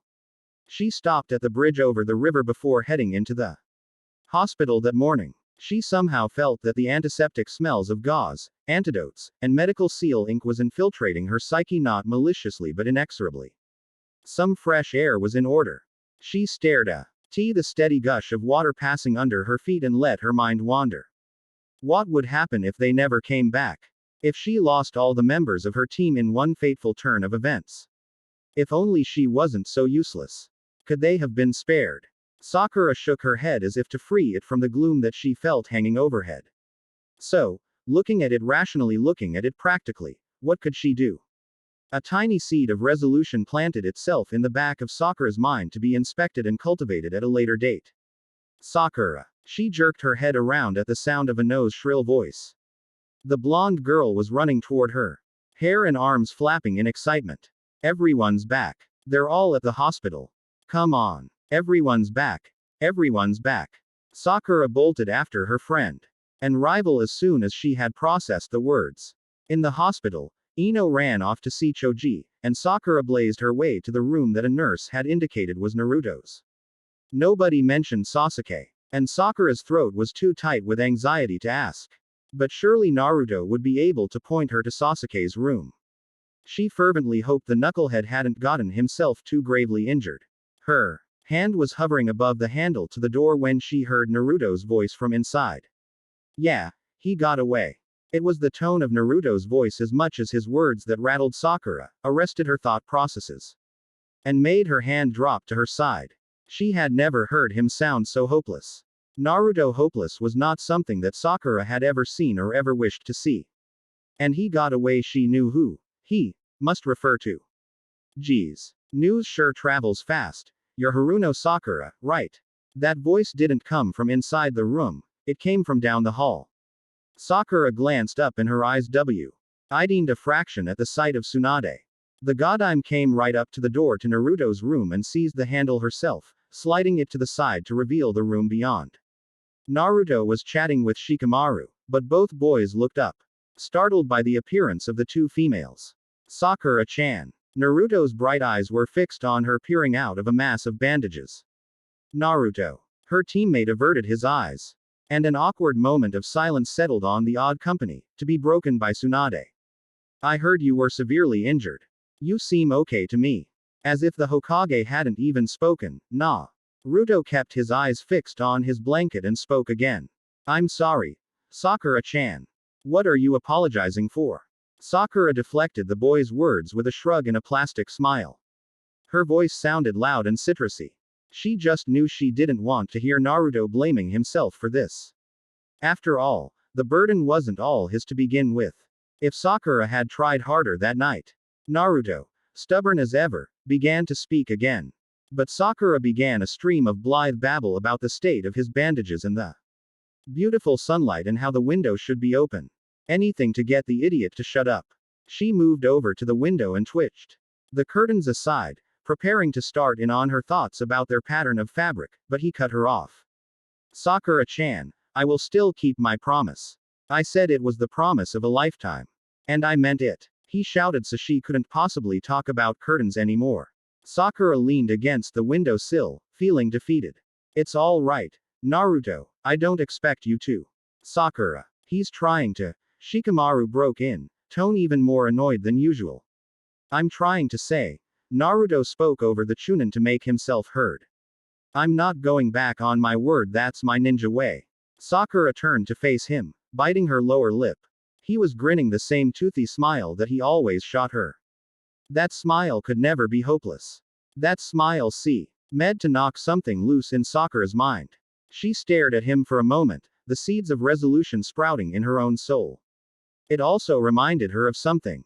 How is your mother? Kushina-san. The acid-sweet tone was gone. So no one tried to shut Sakura up this time. Instead, Naruto's smile melted and he looked puzzled, as if he hadn't remembered the redhead's existence till that moment. My mother. She went after Sasuke. Tsunade spoke up, obviously the most informed individual in the room. She's not back yet. Sakura glanced at the Hokage in surprise. Wait, she was gone in the first place. Naruto almost sounded offended by this fact, whether because he was left out of the loop or because of Kushina's behavior. Sakura couldn't tell. Well, Kakashi had to return with you, brat. So he sent some medical ninja to follow her trail.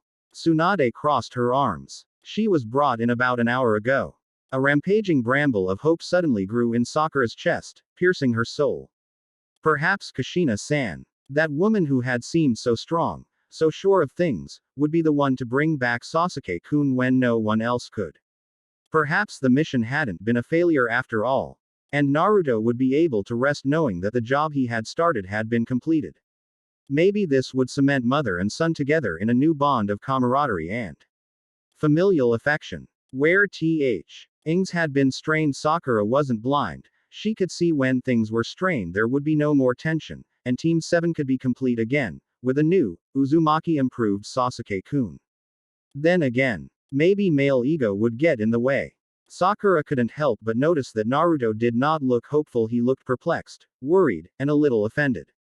She was poisoned, Tsunade continued, but she's been stabilized. I was actually coming to see if you wanted to be there when I asked her about Sasuke's whereabouts. Tsunade turned toward Thur ready, she's in room 23. The Hokage exited the room. And Sakura's hope shriveled and stung. She turned back to Naruto. He had leaned back against the headboard of the bed and was studying the ceiling, face vacant. Hey, Shikamaru, how are the others? Choji, Neji, Kiba. and bushy brow. Naruto leveled his eyes to the Chunin. Shikamaru seemed to take the shift in conversation in stride. Lee is fine. A little tired, I guess, but no threatening injuries. Choji, Neji, and Kiba were pretty beat up, but they're going to be okay, I think. Naruto, aren't you? Sakura cut in. TCH. Give it a rest, Sakura. Shikamaru closed his eyes in aggravation, leaning back in his chair. Sakura resented the intrusion and had the sudden urge to dropkick Shikamaru clear out the window. She settled for snapping at him. No, I won't. Naruto, why don't you? Naruto cut her off with a holler. I don't know, okay.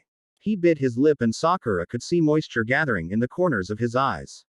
I don't know if I'm angry, or sad, or disappointed. His voice cracked. Shit. I may even be relieved. Damn it. Naruto scowled, scrubbing at his eyes with a bandaged arm. What the hell was she doing following me in the first place? Later that day, upon reflection, Sakura was stunned by the fact that Naruto was toting around such complex emotions, but at that moment, she was more annoyed that he was willfully ignoring the solution. Well, go talk to her, she'll probably tell you.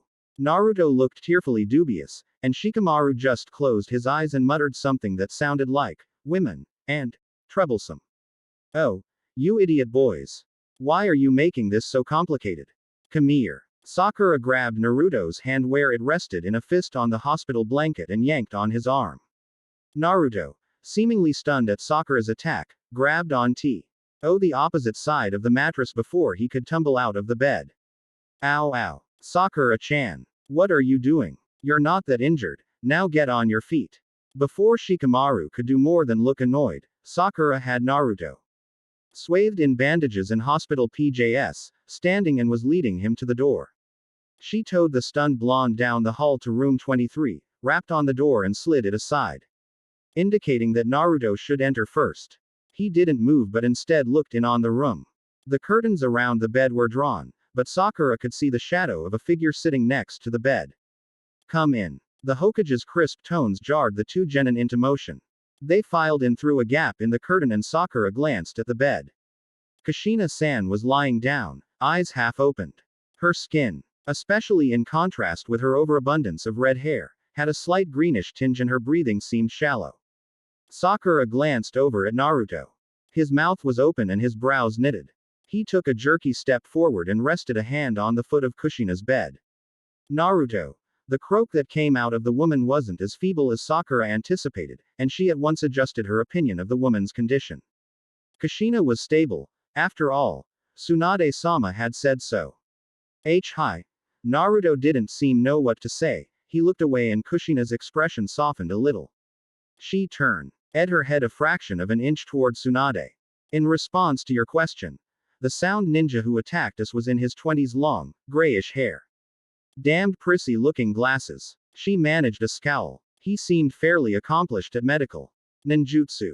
The description rang a bell in the back of Sakura's mind, but the faces of both Naruto and Tsunade were suddenly flooded with recognition. They even went so far as to exchange a glance. That bastard came after you. Naruto shouted as he leaned over the foot of the bed. Yeah, but I'm afraid with a broken ankle and his freaky poison Senbon, I wasn't able to fend him off for long. He snatched Sasuke. And left me to die.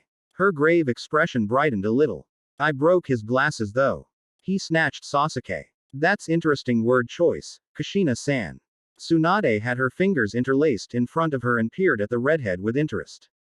Yeah, well, he didn't bother to untie him first. Sasuke didn't seem too happy about it either way. So, in your opinion, Sasuke could be going back to sound against his own will. Kushina licked her dry, pale lips and glanced at Naruto and Sakura before looking back at the Hokage. I can't be sure, Tsunade-hime. He sure as hell didn't want to come with me either. She blinked slowly and took a deep breath. I tried to talk to him, but he wasn't having any of it.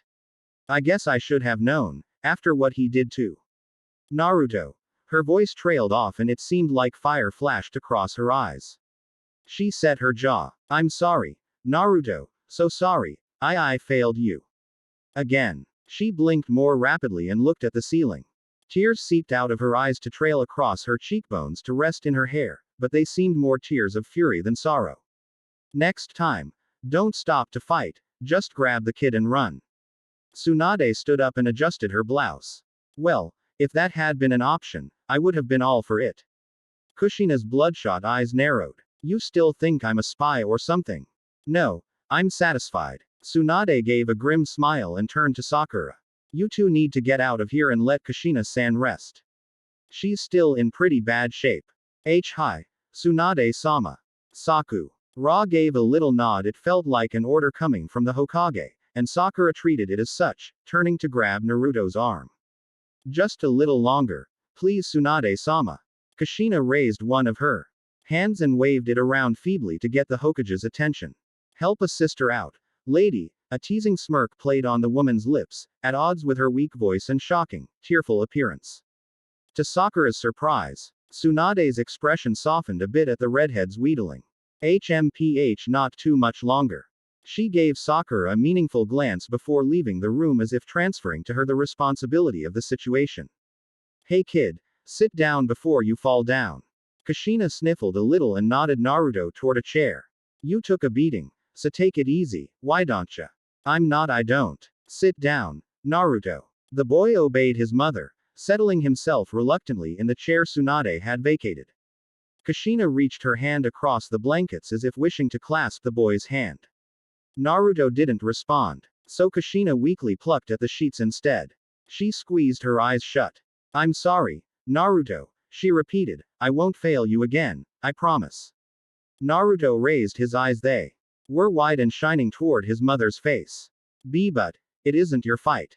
You don't even know him. It wasn't your business. Naruto's nose wrinkled as if he disliked the smell of that phrase.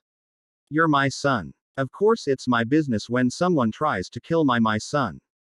Kushina turned away, her eyelids sliding shut. Besides, you don't have to bear this task alone, Naruto. The seeds of thought that had been planted at the bridge and taken root in Naruto's hospital room seemed to sprout new leaves now in Sakura's mind. Why should Naruto bear this task alone? Wasn't Sasuke as much her responsibility as anyone's?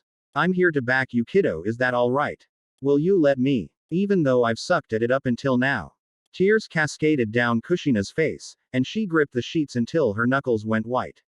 Will you let me try to be your mother? Naruto didn't say anything, but he stammered as if looking for words. Eventually, face screwed up in a knot of tears, he reached out and grabbed the sick woman's hand where it lay. She gripped his hand just as fiercely as she had gripped the sheets, and a smile broke through the tears. Come here, fish cake. The woman pulled Naruto out of his seat and both mother and son tumbled into an enthusiastic, if bandaged, embrace. Sakura backed away a little, not wanting to ruin the moment with her own thoughts, and exited via the curtains to store up her words for later. Next time, Naruto, you won't be alone at all, Yuli will get stronger. Sakura noiselessly left the room and went to find the Hokage. She had some matters to discuss with the legendary healer. In an alternate, cracktastic version of this chapter, the entire cast of Naruto comes into the hospital room for a show-stopping, Broadway-style musical number. Complete with kick line and sequin top hats. See, Naruto, we came to say. The time for angst has gone away. She's not so bad, she tried real hard. And hey, she's family, you tard. She'll understand. She'll help you train. Wait 3 more years and try again. 'Cause, sure your friend is gone and shit, but still, go see your mom, idiot. Kakashi gets a solo on the 4th line. You'll have to excuse my fits of absurdity. All this drama seems to be getting to me. Be glad I restrict it to author's notes. You should go see your moom. 10. Shorter chapter. I guess Newman doesn't take up as much space as plot. This, the final chapter of Regrets, is brought to you with help from my ever-classy beta Waiting for Morning, the new album from the Raconteurs, Consolers of the Lonely, the letter K. And the number 23. Also, to all the blokes and ladies that have read, reviewed, faved this fic. You are all better than homemade bread, and I really enjoy homemade bread, so that's quite a compliment. Thanks for all your support on this fic. It's been fun. 10. Kushina had checked the packs on the bunk bed at least 6 times, probably more, to make sure she hadn't missed anything. She didn't know why she was checking so often. There weren't any places for her possessions to be hiding in Barrack's room. It wasn't like she had much to her name to begin with, but the Vu energy which permeated her had to go somewhere, and she could only reasonably do so many push-ups to dispel it. When the time came, she slung the travel pack across her back and picked up the box of oddments which would not be joining her on her journey. The box held an economy-sized container of Q-tips, a broken stapler, a plush koala which was now looking rather ragged, a dog-eared copy of Nay of Jiraiya's first books with a string of photo booth pictures holding a page about 3/4 of the way through, a couple packs of instant ramen spicy shrimp flavor, and some clumpy lavender nail polish. Normally, she would have found space for these items in her pack, at least for the book and the ramen. The stapler may have been pitched, but she deliberately packed the bag loosely this time. As it was, the collection held enough emotional weight for it to be a wrench to leave it. This was her anchor, her bit of self to be left in Konoha for retrieval at a later date.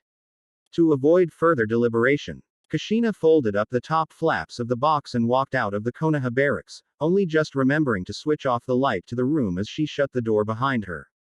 On her way across town, she felt not exactly conspicuous but very visible. However, as she had no particular reason to be stealthy, she still used the road, still smiled at those she passed, a few of whom smiled back. Kushina-san. Kushina whirled around, unconsciously shifting the box to under one arm and widening her stance. A familiar Chunin trotted toward Kushina. Iruka-san. Kushina gave him a half smile. She still wasn't sure how to react to Naruto's former teacher.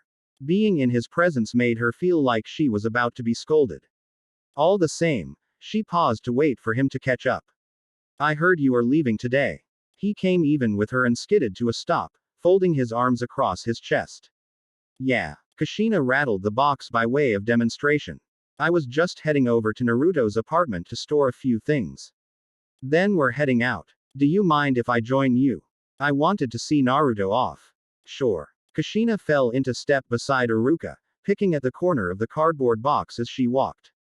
Mentally flailing for conversation, she asked a question to which she already knew the answer. You're still working at the academy, right? That's right. A fond smirk came across Iruka's face. And he watched his feet for a few paces. It's nice to get back to teaching, though we missed a ridiculous amount of class time and the students are behind now. I'll have to be extra ow on them if anyone is going to graduate this year. Haha. Oh, they're going to love that. Kushina chuckled a little at the mental image of hordes of overworked almost genin ganging up on their harried Chunin instructor. So this mission, is it going to keep you all on the road for a while? Iruka shoved his hands in his pockets and pursed his lips. That's my understanding. A couple of years. As long as it takes Jiraiya-sama and me to whip Naruto into shape, and find out a little more about what Akatsuki is up to. Kushina shrugged. Honestly, I'm not the mastermind behind this little venture, the pervy sage is. I'm just there because I helped catch the informant that gave us our first lead and because of Naruto. Iruka gave her an intent glance.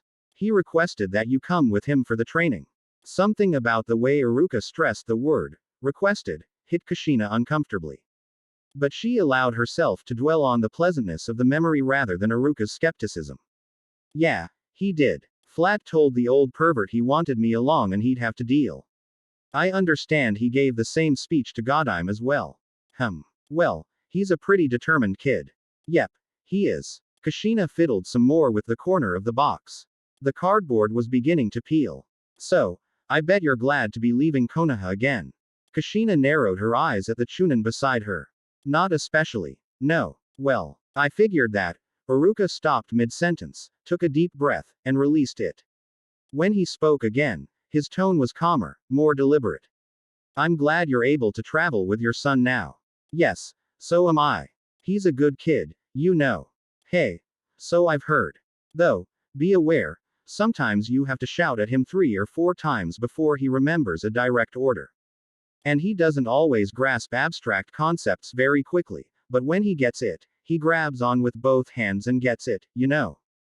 Kushina laughed. Yeah, I know, Iruka-san. I know. She glanced over at the Chunin and saw him nod his head slowly. I'm glad you caught up with me, Iruka-san. I wanted to say thank you. Oh, Uruka's forehead wrinkled in confusion. Yeah. For watching out for the brat while I was off doing whatever it is I was doing. Kushina tore off a bit of the cardboard and flicked it at the dirt road. A lot of people were shitheads to him. Yourself included. Yeah, okay, that's true enough. Kushina cleared her throat, fixed her jaw, and stopped in the dirt road. Uruka halted too and turned toward her. In any case, you were different for whatever reason, you kept the shithead behavior to a minimum and took care of him. Thanks for that. My pleasure. Uruka granted her a small smile and turned back to the road. Comfortable silence reigned for about a block, and Uruka spoke up again. So, you sure you really want to spend years in the company of your son and Jiraiya-sama?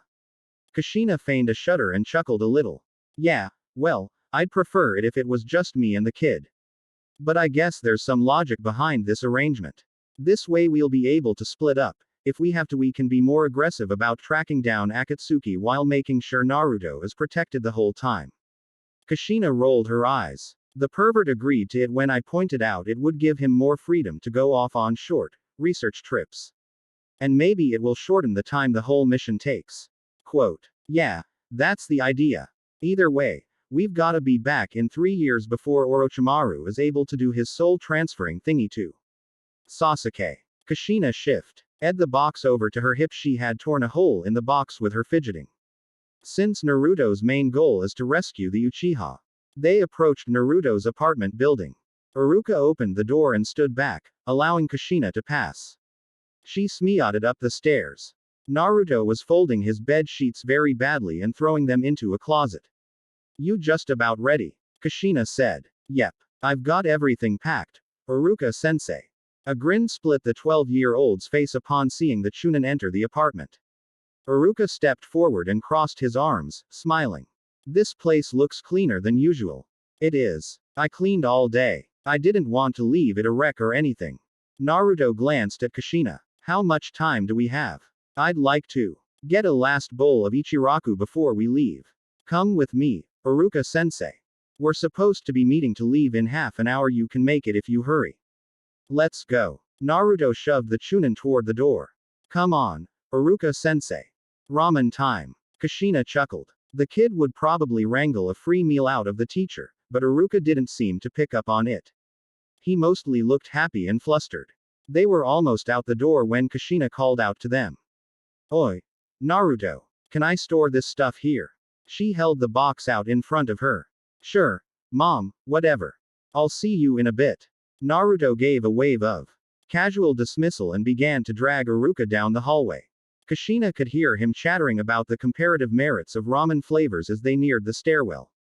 Kushina shook her head at the wonder of that flippant wave and turned toward the apartment. She set the box on the counter, walked over to the closet, and pulled out a sheet to refold it. She stepped to the window and glanced down at the retreating duo of ramen enthusiasts.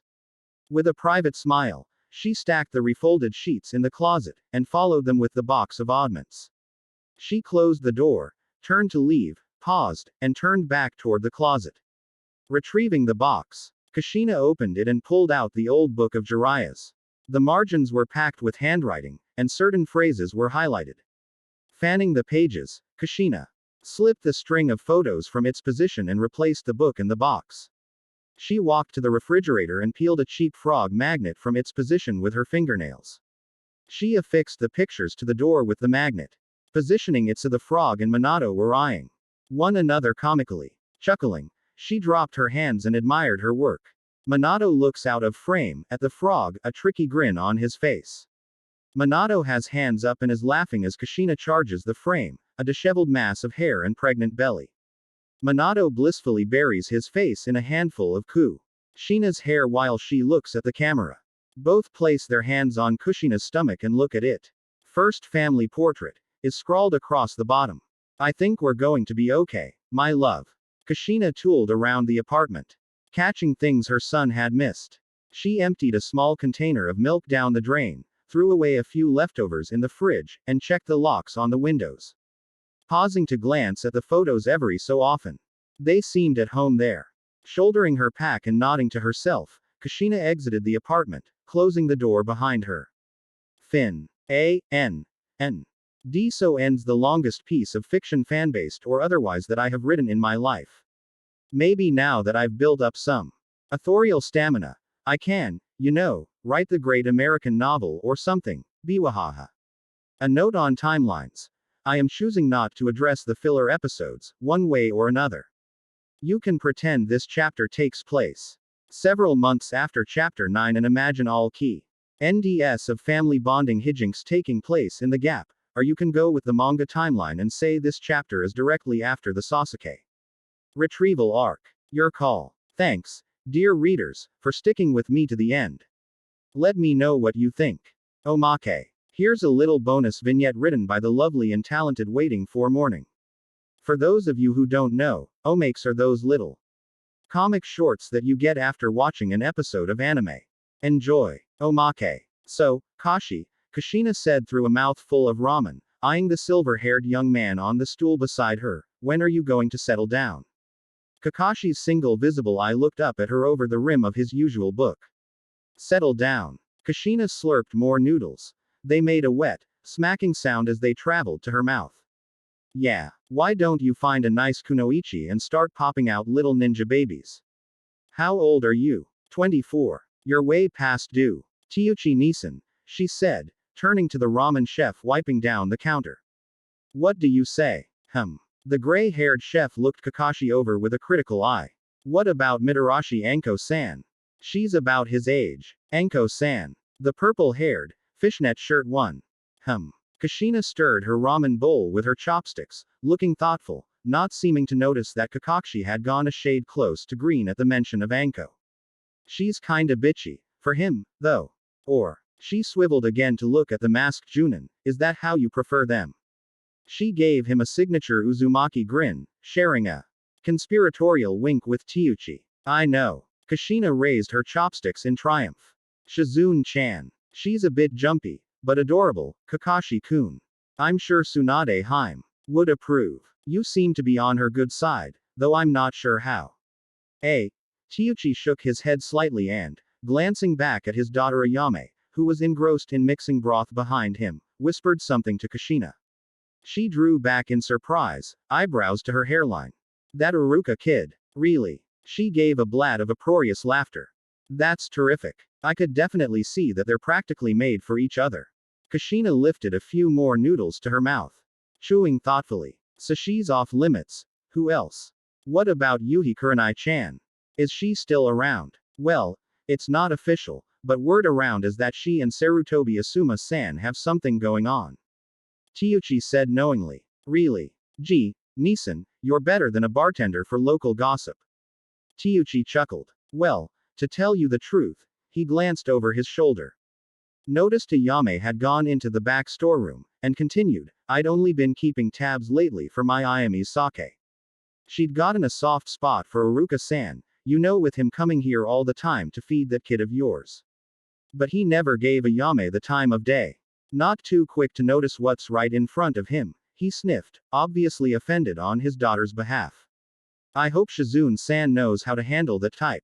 Anyway, I've been trying to think of who else would take her mind off of him. Kushina clunked her bowl of ramen down on the counter, a grin tugging the corners of her mouth. Teuchi-Nisan. I think the answer to both our problems is right here. Kakashi-kun and Ayame-chan. It's perfect. What do you say, Kakashi-kun? Kakashi. The silver-haired Junin was nowhere in sight.